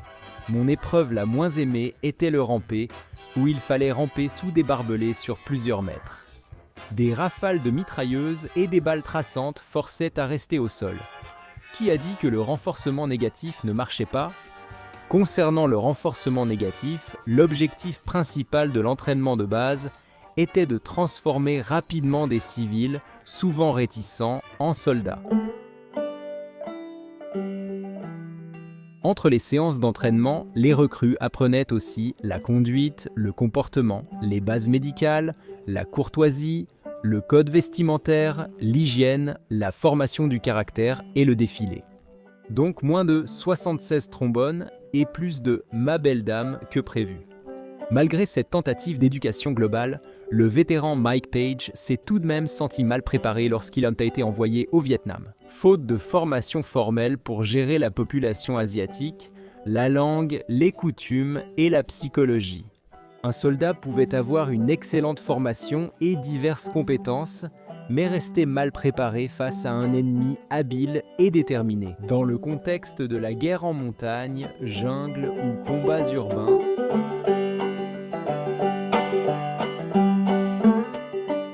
après une longue journée, les recrues ne pouvaient généralement pas profiter d'un sommeil normal et ininterrompu.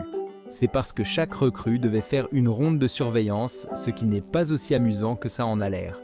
Les baraquements où logeaient les recrues étaient de vieilles structures en bois branlantes qui n'avaient pas été construites pour le confort de qui que ce soit. Donc de 21h à 5h du matin, c'est-à-dire de 21h à 5h du matin, jusqu'à 6h, un soldat montait la garde incendie chaque heure, patrouillant les baraquements pour éviter qu'une cigarette ne cause un incendie. Ensuite, ce soldat réveillait le suivant, et ainsi de suite, pour s'assurer que le camp ne brûlait pas pendant la nuit. Les soldats trouvaient réconfort et camaraderie en recevant du courrier pendant leur rare repos. En fin de nuit, les recrues partageaient lettres, cadeaux ou histoires de leurs proches. Salvador de Blasio a dit « Ce rituel nous aidait à passer le temps et à oublier ce à quoi nous faisions face, tout ce qu'on pouvait nous envoyer. On était ravis de recevoir quelque chose. » La Première Guerre mondiale fut l'un des conflits les plus meurtriers, causant plus d'1 million de morts parmi militaires et civils. La vie des soldats dans les tranchées était infernale. Ils subissaient maladies, faim, rats, odeurs atroces, cadavres omniprésents et devaient accepter la menace constante de mort. Nous allons découvrir la vie des soldats dans les tranchées pendant la Première Guerre mondiale. D'octobre 14 à mars 1918, les forces britanniques, françaises, allemandes, russes et ottomanes se sont battues dans les tranchées. Une série de chemins boueux interconnectés, creusés à environ 2 mètres de profondeur et 1,80 m de large dans le sol, aux premières lignes des champs de bataille. Bien que les tranchées offraient aux soldats une couverture et une protection contre les tirs ennemis, elles étaient aussi, ironiquement, la cause de nombreuses morts à cause de leurs conditions semblables à celles des égouts. On imagine souvent les tranchées de la Première Guerre mondiale comme de simples fossés, mais leur conception était en réalité très stratégique.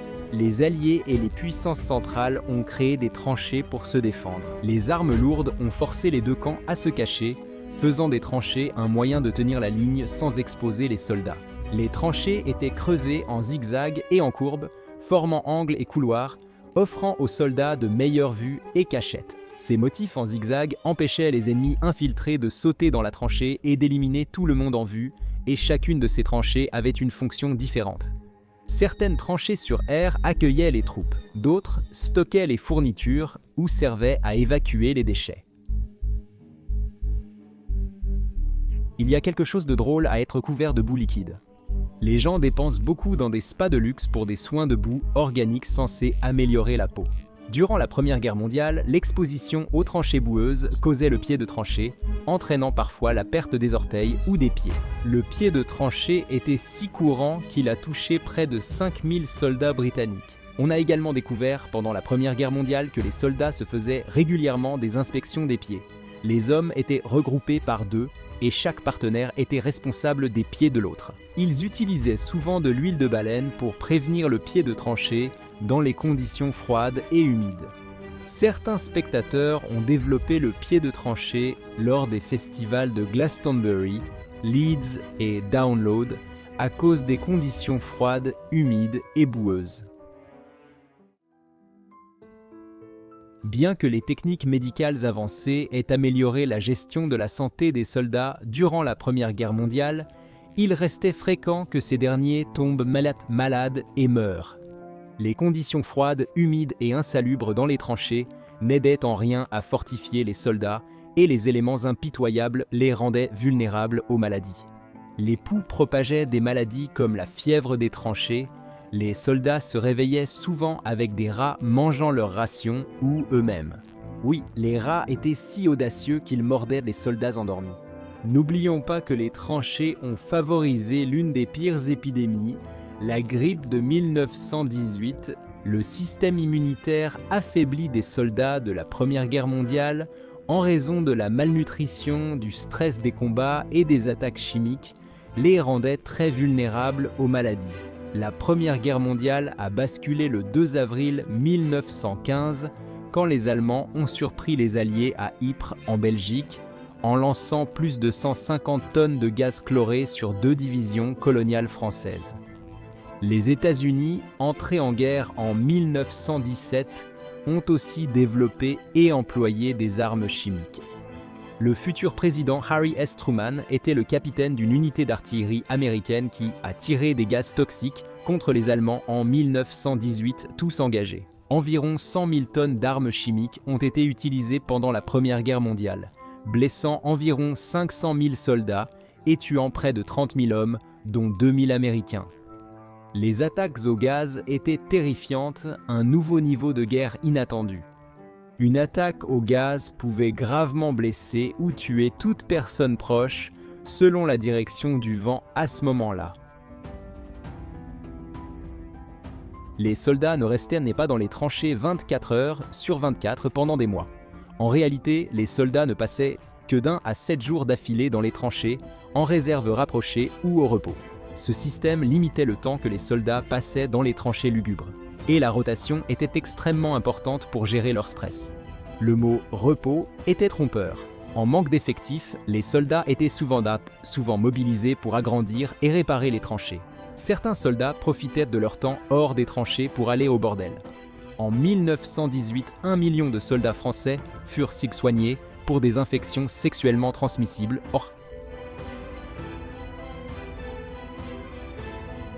Les soldats en première ligne, exposés à la mort et à la violence, développaient des blessures psychologiques graves. Le stress des tranchées causait une anxiété et des crises de panique extrêmes. Cependant, les responsables médicaux et militaires utilisaient des termes comme « choc des obus » pour décrire ce qui se passait, ce que nous appelons aujourd'hui le trouble de stress post-traumatique. Beaucoup de soldats victimes du choc des obus étaient envoyés en convalescence. Le terme « choc des obus » date de la Première Guerre mondiale. Des soldats atteints ont parfois été jugés ou exécutés pour des crimes comme la désertion ou la lâcheté. Réfléchissez-y.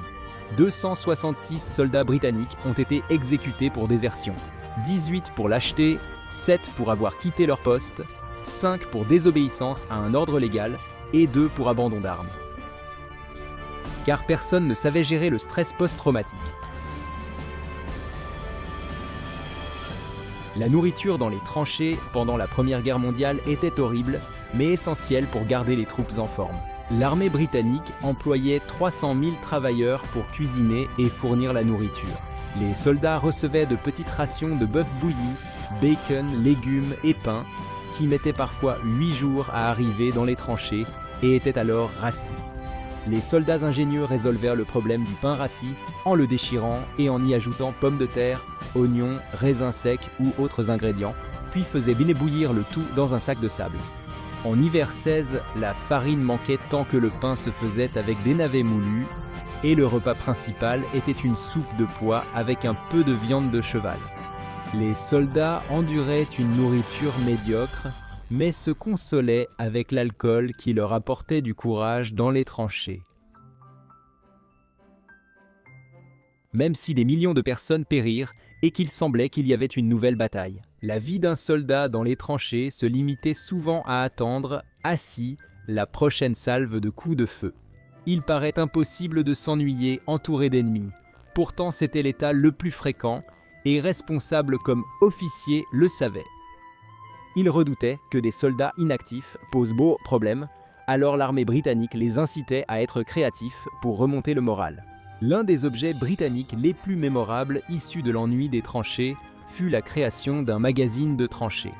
Le Wipers Time était un magazine imprimé par les soldats anglais près d'Ypres qui l'appelaient Wipers. En Belgique, ils ont récupéré une vieille presse pour éditer et diffuser leur magazine dans les tranchées. Le magazine ne relatait pas les faits de guerre, mais regorgeait de poèmes, d'essais, de blagues et de satires sur le conflit. Le ton était sombre, drôle et parfois émouvant entre le Gorafi et un journal lycéen.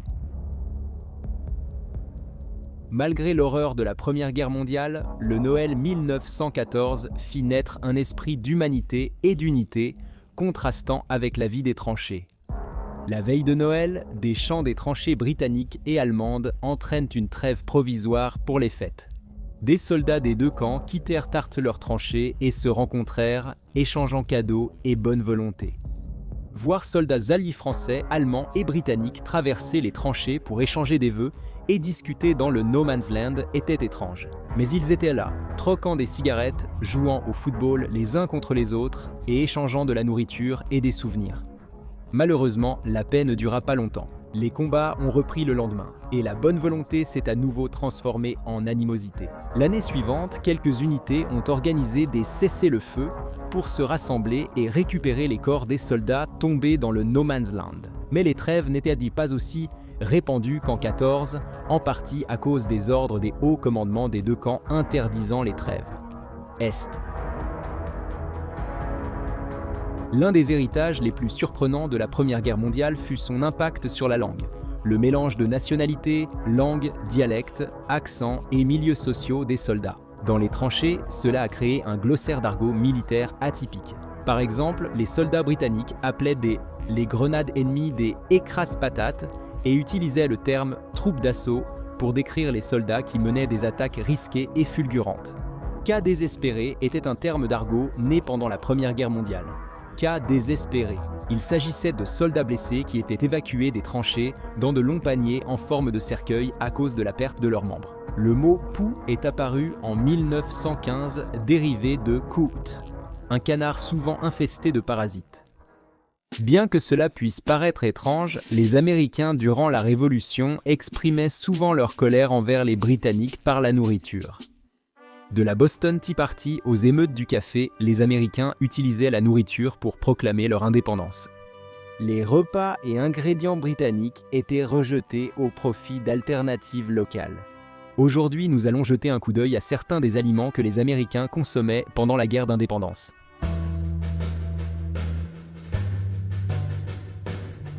Pendant la Révolution, la nourriture étant précieuse, les Américains utilisaient chaque partie de l'animal, y compris le sang. Par exemple, la recette de boudin noir du livre Anne O5 par Hannah Glass demande de mélanger de la semoule de maïs avec du lait bouilli ou de l'eau. Ensuite, on incorpore le sang et on mélange le tout soigneusement. Enfin, Glass suggère d'ajouter un sirop de mélasse, le tréacle, et un peu de saindoux. On recommandait aux cuisiniers de faire bouillir le boudin noir jusqu'à 7 heures avant de servir.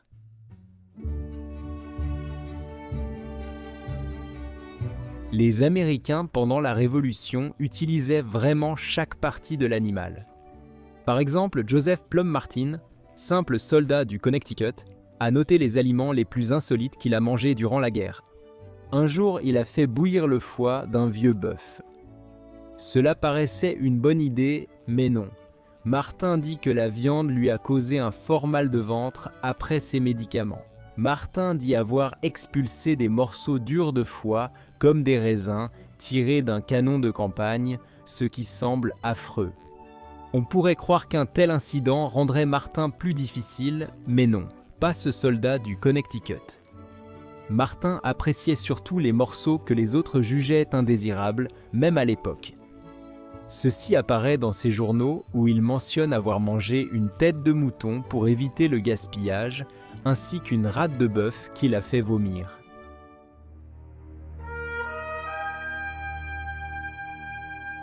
Comme toute personne ayant vu Hamilton peut vous le dire, dès que la Révolution américaine s'est terminée, Thomas Jefferson est parti en France pendant qu'il y était.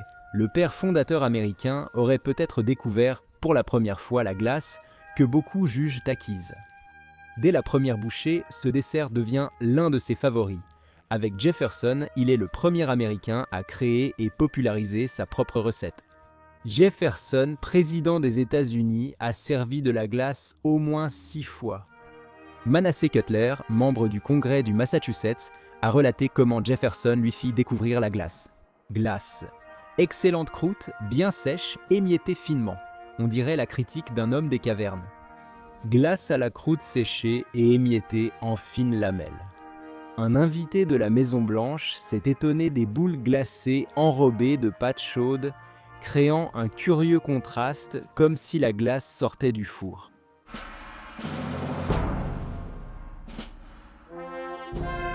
La recette du gâteau de feu contenait uniquement de l'eau et de la farine. Ce n'était pas appétissant non plus pour les soldats révolutionnaires. En réalité, ils ne mangeaient du gâteau de feu qu'en dernier recours.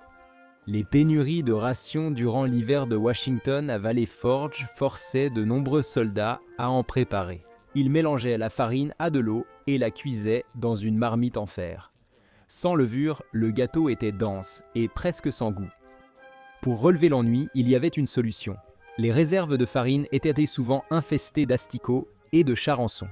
Comme il n'y avait pratiquement rien à faire contre cela, les hommes les cuisinaient simplement avec la farine. Eh bien, au moins, cela ajoutait un peu de protéines au repas.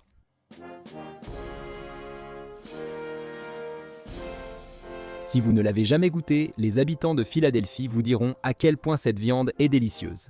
Popularisé par les Pennsylvaniens d'origine allemande, le scrapple était préparé avec les restes de porc.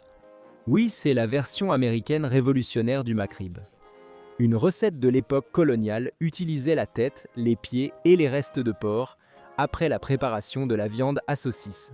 Quelqu'un d'autre salive ? Les morceaux devaient être jetés dans une marmite avec du sel et bouillis jusqu'à ce qu'ils soient assez tendres pour permettre de retirer les os. Les Américains avaient l'habitude d'assaisonner la viande avec du sel et du poivre et d'ajouter de la semoule de maïs pour épaissir le mélange afin d'obtenir quelque chose qui ressemble davantage à une bouillie. Une fois cuit, le chef devait trancher le scrapple puis le faire frire dans du saindoux chaud, le scrapple étant fait avec les meilleures choses au monde.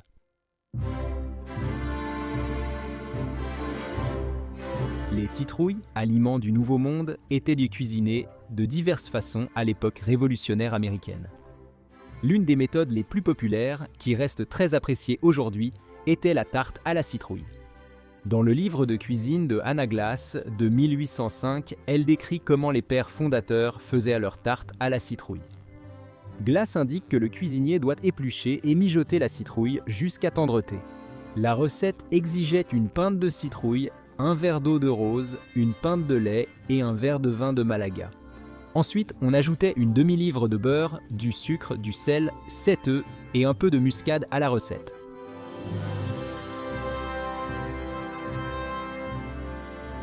Comme la plupart des gens, George Washington appréciait un verre de temps en temps, et quelques mois seulement après le début de la guerre d'indépendance, George Washington fit des provisions de vin de Madère. Ce vin, importé de Madère, colonie portugaise, pouvait contenir du brandy ou d'autres édulcorants selon la variété. En prévision de ce qu'il savait être un conflit prolongé, Washington commanda des centaines de bouteilles de ce breuvage. Il n'était pas le seul père fondateur à apprécier cette boisson, d'ailleurs. En 1760, John Hancock déclara moins d'importation de vin de Madère pour protester contre les taxes britanniques, déclenchant une émeute à Boston.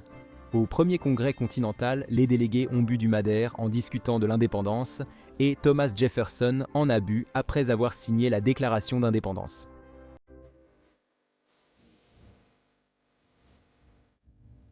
Bien qu'il n'y ait pas eu de Starbucks partout, le café était très populaire durant la Révolution américaine. Quand Thomas Boylston a stocké du café pour en augmenter le prix, une centaine de femmes ont marché jusqu'à son entrepôt et déclenché une émeute.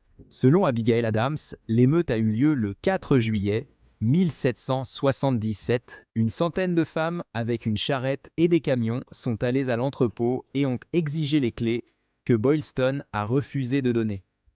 C'est alors que la situation est devenue agressive. « Ne privez pas les gens de leur café », rapporte Adams. L'une des femmes l'a saisi par le cou et l'a jeté dans une charrette sans aucun moyen de s'échapper. Il a rendu les clés, ils ont renversé la charrette pour le libérer et ouvert l'entrepôt. Le café a été chargé dans des camions puis emporté. Cela paraît raisonnable pour un buveur de café.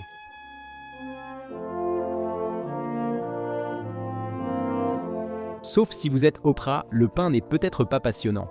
Mais pour les forces continentales de 1777, c'était vital. Les troupes à Valley Forge ont demandé plus de nourriture, mais le Congrès a envoyé un boulanger, Christophe Ludwig. Mais Ludwig n'était pas un simple boulanger. Son titre officiel était surintendant des boulangers et directeur de la boulangerie dans la Grande Armée des États-Unis. Je dois admettre que c'est le meilleur titre LinkedIn.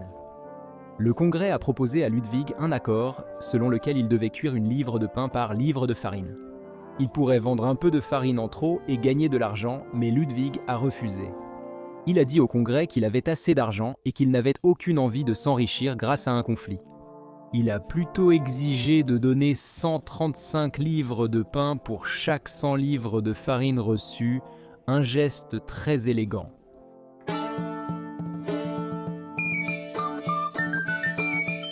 Fabriqué à partir de mélasse fermentée, sous-produit des plantations sucrières des Caraïbes, le rhum possède une longue histoire en Amérique. Au début, il était envoyé aux colonies britanniques, mais lors de la Révolution américaine, les colons distillaient eux-mêmes. La Nouvelle-Angleterre possédait plus de 150 distilleries de rhum. À l'époque de la guerre, les Américains révolutionnaires consommaient jusqu'à 4 gallons de rhum par personne et par an.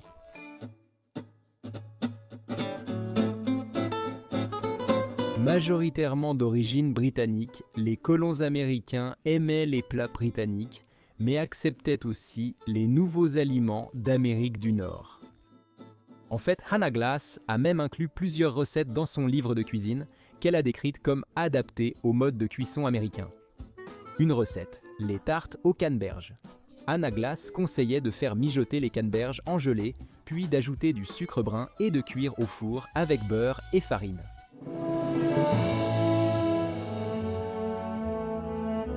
Comme beaucoup de soldats en guerre, les forces américaines de la Révolution recevaient des rations quotidiennes. Les rations incluaient une livre de viande, bœuf, porc salé ou poisson salé, et une livre de farine par soldat et par jour. En plus de cela, les troupes recevaient une portion de pois ou de haricots, un peu de lait et généralement une petite quantité de riz, de maïs et de mélasse. Cependant, cela était dans des circonstances idéales, et la guerre est souvent loin d'être idéale.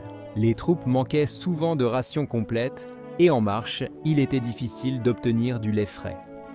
Durant le long hiver de 77 à Valley Forge, de nombreuses allocations ont été ajustées faute de ressources, et beaucoup de soldats ont dû s'en passer.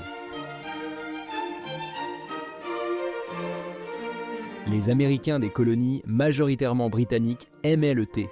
Quand le Parlement a réprimé la contrebande de thé, les colons l'ont mal accepté.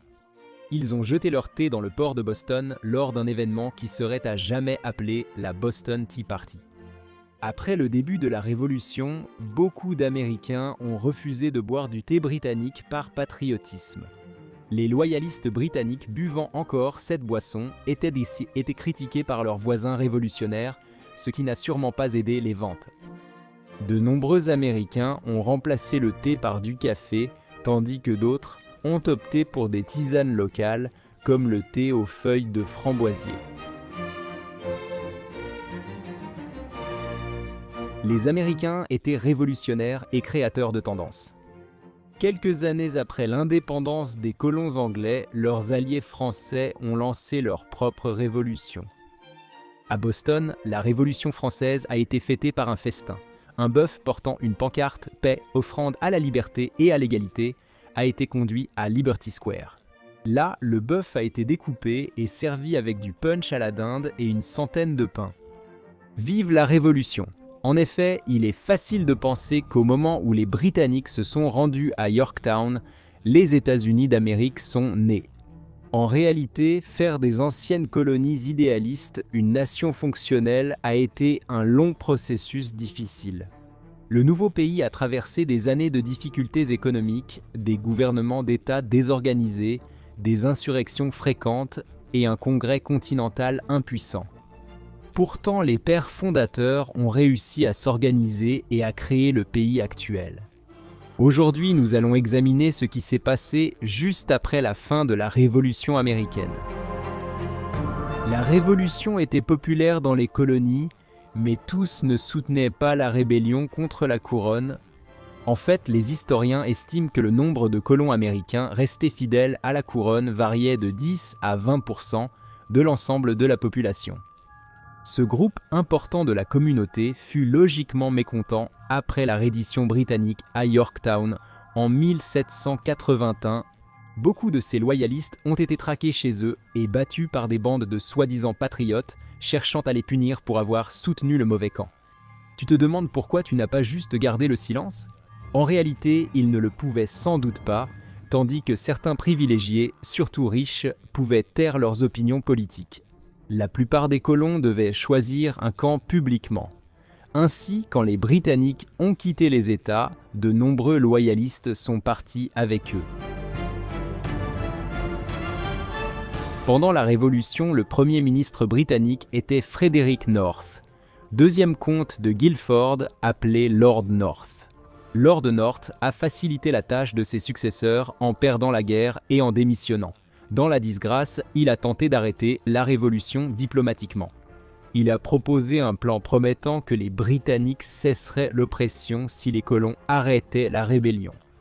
Alerte spoiler, les colons n'ont pas accepté l'accord lorsque la guerre a pris fin. North était épuisé par la tension entre les deux pays et stressé par sa position. On dit qu'à la reddition de Lord Cornwallis à Yorktown, Lord North, bouleversé, s'est exclamé « Oh mon Dieu, tout est fini !»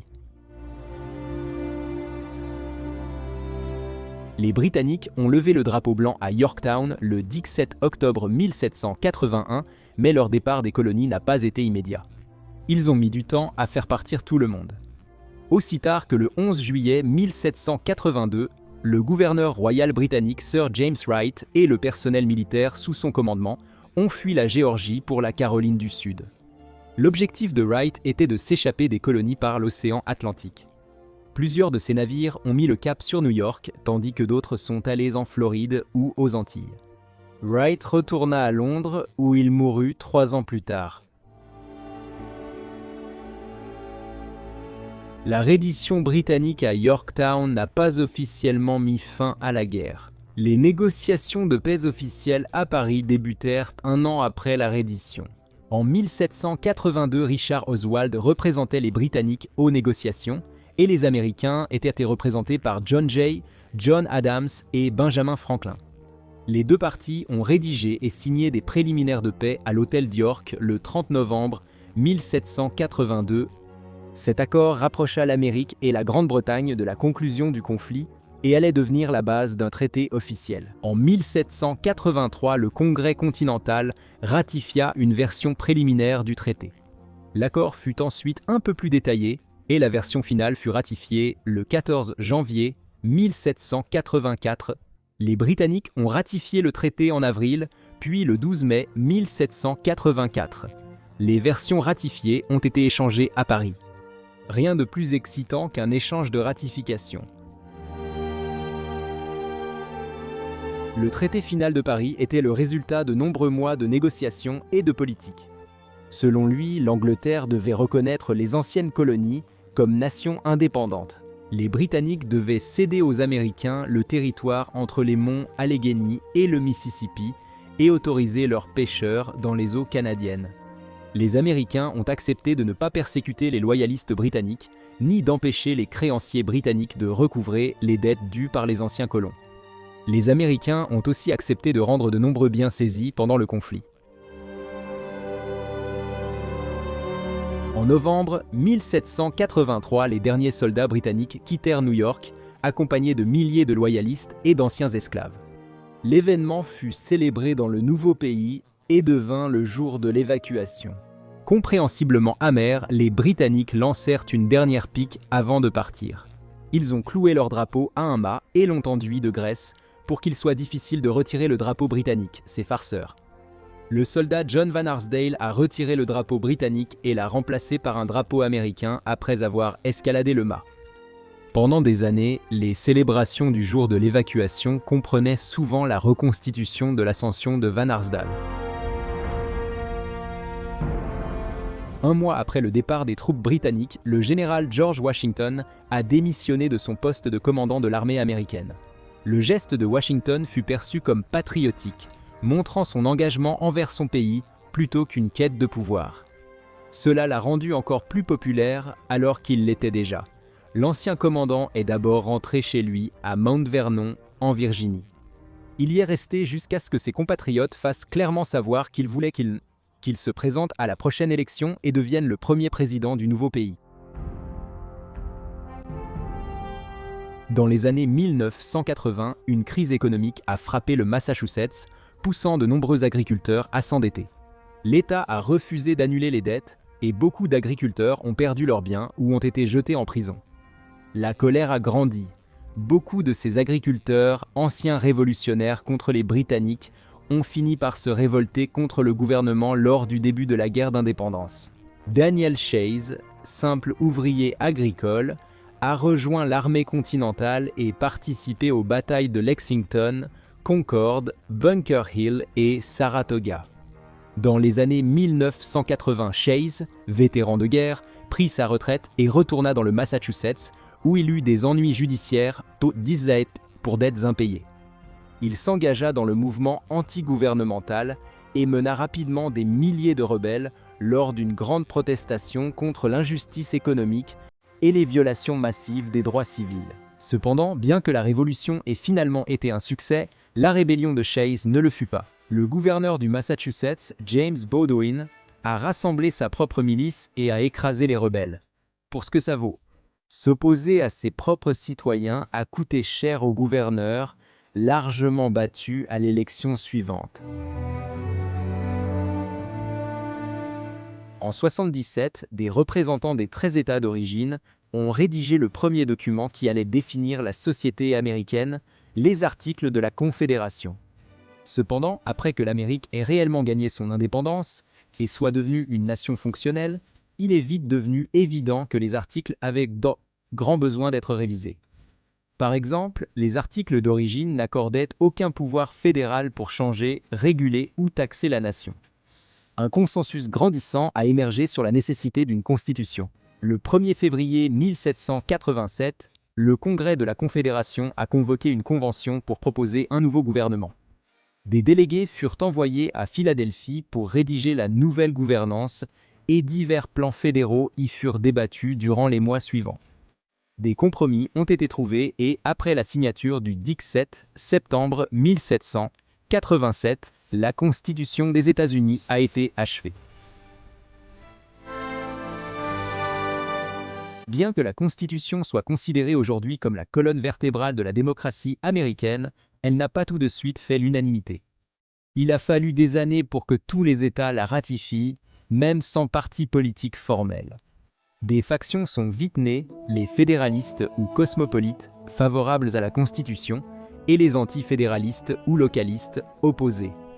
Les 5 premiers États à ratifier furent le Delaware, la Pennsylvanie, le New Jersey, la Géorgie et le Connecticut. D'autres États avaient acquis de fortes réserves car le document ne protégeait pas les droits humains essentiels tels que la liberté d'expression et de religion.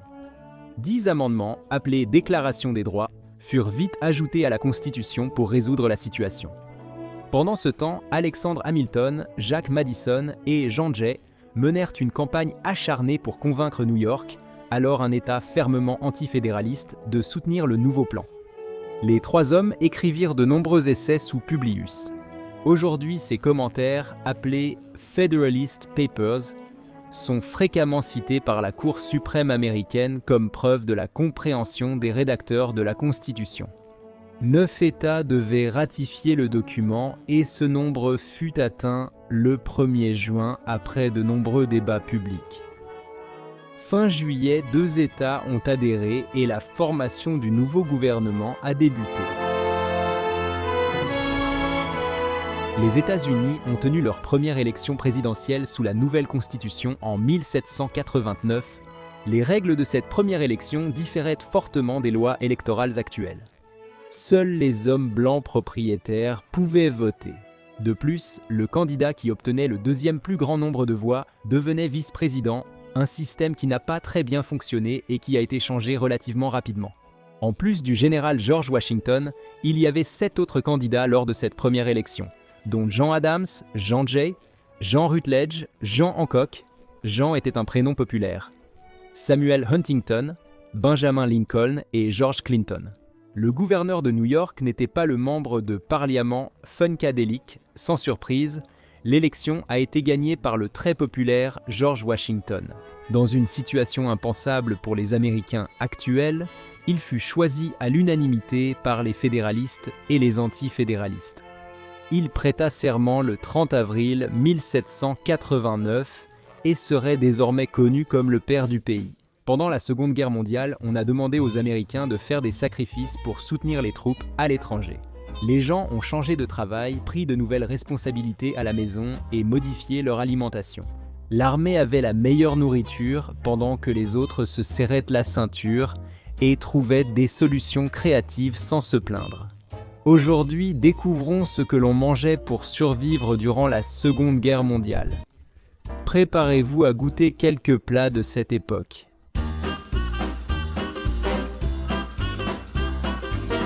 Alors que la Seconde Guerre mondiale battait son plein, le gouvernement américain a vite compris que l'armée rivaliserait avec la population pour des ressources comme la nourriture, le métal, le caoutchouc, le papier et d'autres matériaux. Afin de s'assurer que les forces armées obtiennent ce dont elles avaient besoin pour gagner la guerre, un système de rationnement a été mis en place. Voici comment cela fonctionnait. Le gouvernement donnait à chaque citoyen, adulte ou enfant, un nombre de points. Ces points devaient être utilisés avec de l'argent pour tout article limité à l'effort de guerre. Ainsi, par exemple, en 1943, une livre de bacon coûtait 7 points en plus de son prix monétaire, qui était d'environ 30 cents. Les points étaient bons sous forme de timbres, distribués en carnet par le gouvernement. L'Office de l'administration des prix, ou Office de l'administration des prix, faisait distribuer les carnets par des bénévoles et expliquait leur utilité aussi bien aux commerçants qu'aux consommateurs. Les pneus furent rationnés en premier, puis les automobiles et l'essence. En mai 1942, le gouvernement a ajouté des produits alimentaires, dont le sucre et le café, à la liste quelques mois plus tard. Viande, poisson, lait en conserve, matières grasses et fromage étaient aussi restreints. À chaque ajout d'un article à la liste, les accapareurs vidaient les magasins, provoquant des pénuries. Beaucoup de ces produits étaient ensuite échangés au marché noir. Malgré ces problèmes, le système fonctionnait bien. Des restrictions similaires existaient aussi dans les pays d'origine des alliés européens de l'Amérique. Avec de nombreux produits rationnés, le public devrait faire preuve de créativité en cuisine. Le gâteau éponge est une délicatesse simple, présente depuis la Renaissance, même si beaucoup l'ignorent. Son secret de longévité, délicieux et facile à préparer. Durant la Seconde Guerre mondiale, farine, sucre, beurre et œufs étaient très prisés par les soldats. Les œufs et le sucre étaient très rares dans les épiceries. Le gâteau éponge gallois se préparait alors sans œufs, mais avec plus de margarine, de sirop et de lait. La confiture était généralement étalée au milieu des deux couches du gâteau. Il n'était pas aussi moelleux que ce à quoi les gens d'aujourd'hui sont habitués, mais s'il était bien cuit, il prenait tout de même une teinte dorée. Pendant la Seconde Guerre mondiale, 5% de la population polonaise a péri dans les combats. Les Allemands ayant pris toutes leurs terres, les Polonais devaient décomposer avec les ingrédients restants. Pourtant, chaque repas n'était pas forcément une corvée. La crème aigre à la farine de pommes de terre accompagnait les raviolis aux myrtilles, un plat populaire chez les enfants polonais. Elle se composait de lait, sucre et farine de pommes de terre. Ce que certains d'entre vous ne manqueront pas de remarquer, c'est que cela ressemble à une recette classique de crème fouettée. Maria Karpowiczova, ayant grandi près de Varsovie, a collecté des recettes polonaises de la Seconde Guerre mondiale. Les enfants apprécient de napper les boulettes de beaucoup de crème plutôt que d'utiliser pommes de terre, farine ou crème aigre. En Angleterre, les cuisiniers faisaient un de leur mieux pour conserver une certaine normalité alimentaire. L'une des façons d'y parvenir était de faire frire ce qu'on a fini par appeler des faux filets de poisson. Les filets étaient dépréparés comme de vrais filets de poisson, mais avec du riz pour imiter le poisson. Ils mélangeaient riz et œufs à la poêle pour obtenir une couche d'1 centimètre, laissaient refroidir puis découpaient en filets. Ils panuraient les filets avec du pain disponible, puis les faisaient frire jusqu'à ce qu'ils soient dorés. Pendant la Seconde Guerre mondiale, la forte demande de viande profitait surtout à ceux en première ligne, obligeant les autres à s'adapter. À domicile, les restaurants proposent désormais des menus sans viande certains jours, et les publicitaires diffusent des recettes comme des œufs à la crème sur crêpes ou des galettes de fromage aux noix. Les cuisiniers à la maison, de leur côté, ont commencé à trouver des moyens nouveaux et intéressants d'étirer ce qu'ils avaient, ou ils ont tout simplement créé de nouvelles recettes. Par exemple, un plat de base du début du XXe siècle était le pain de viande, préparé à partir de bœuf haché et de divers ingrédients, façonné en forme de pain et cuit au four. Pendant la Seconde Guerre mondiale, les cuisiniers ont remplacé le bœuf haché par des légumes pour un repas économique. Ce pain contenait une tasse de petits pois, de purée de pommes de terre et une boîte de soupe tomate concentrée. Ce n'était pas vraiment un pain de viande, mais c'était un bon moyen de manger des légumes et d'utiliser les restes. Le rationnement obligeait à utiliser les restes pour faire durer la nourriture, rendant les repas souvent faits de briques et de broc. Le bubble and squeak n'était pas une recette précise, sauf un ingrédient essentiel, la purée de pommes de terre. Pendant le rationnement, les pommes de terre restaient largement disponibles parce qu'elles étaient faciles à cultiver. Et surtout, d'un point de vue culinaire, elles absorbaient toutes les saveurs qu'on leur donnait. Avec la purée de pommes de terre dans le bubble and squeak, chaque dîner devenait une galette garnie de viande et légumes disponibles. Cuisiner sans farine paraît difficile, mais en Pologne occupée, les habitants trouvaient des solutions quand elles manquaient. Souvent, on utilisait des haricots au lieu de la farine. Certes, les haricots diffèrent de la farine, mais bouillis et hachés, ils deviennent malléables, sucrés et utilisables en gâteau. Les haricots n'ont pas le goût de la farine, ils ont une saveur terreuse. Les chefs polonais créatifs résolvaient cela en ajoutant 6 cuillères de sucre à la recette, rendant le plat sûrement savoureux.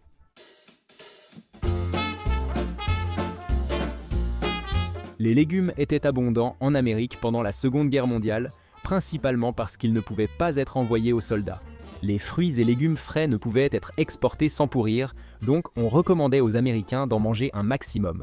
Le gouvernement a finalement encouragé les citoyens à planter leur propre jardin de la victoire. Le raisonnement était que si les gens pouvaient cultiver et mettre en conserve leurs propres légumes, cela libérerait de l'espace dans les usines pour la production liée à la guerre. Les oignons, légumes faciles à cultiver et résistants, ont été farcis de divers ingrédients dès les années 40.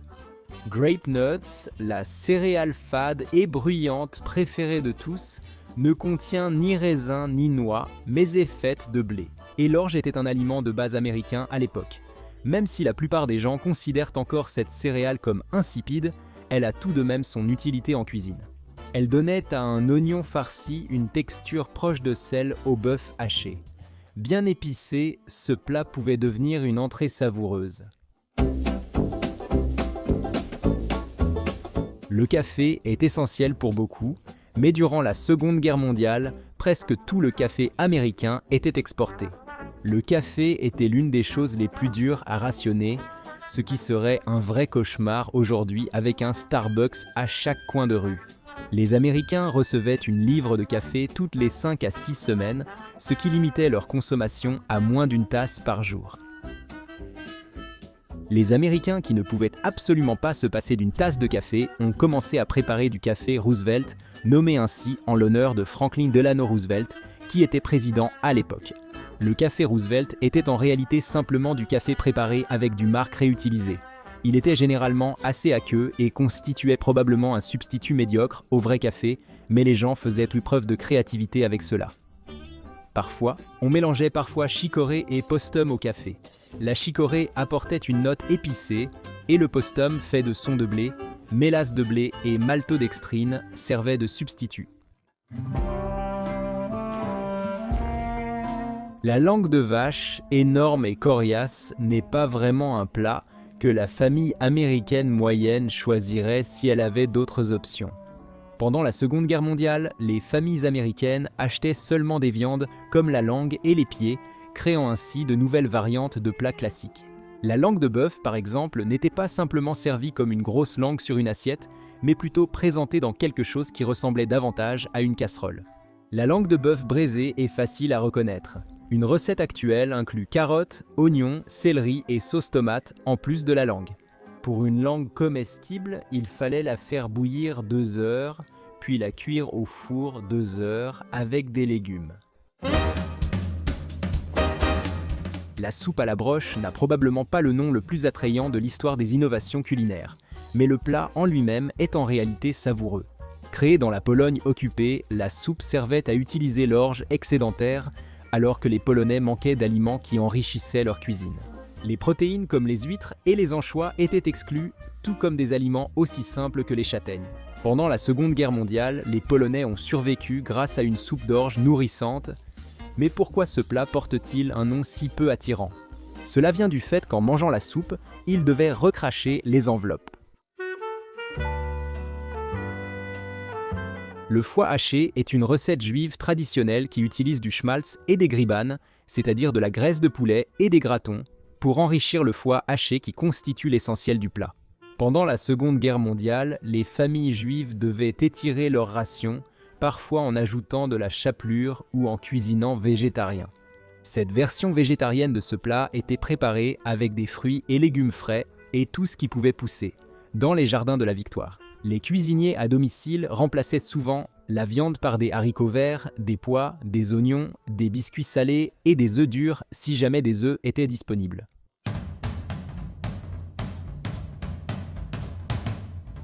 Vous pensez sans doute que la sciure est un aliment, mais non, c'est juste de la sciure ordinaire. Vous voyez, en Angleterre et en Allemagne, durant la Seconde Guerre mondiale, faute de vastes champs de blé comme aux États-Unis, on mélangeait le peu de blé disponible avec de la sciure, appelée parfois farine d'arbre.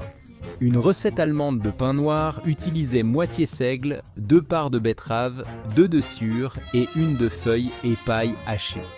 Tout était mélangé et cuit comme d'habitude, ça n'a pas vraiment l'air appétissant, mais bon, en temps de guerre, on mange ce qu'on a pour survivre. Alors, qu'en pensez-vous? Quel plat aimeriez-vous goûter? Dites-le nous dans les commentaires ci-dessous. Et pendant que vous y êtes, jetez un œil à certaines de ces autres vidéos de notre histoire insolite.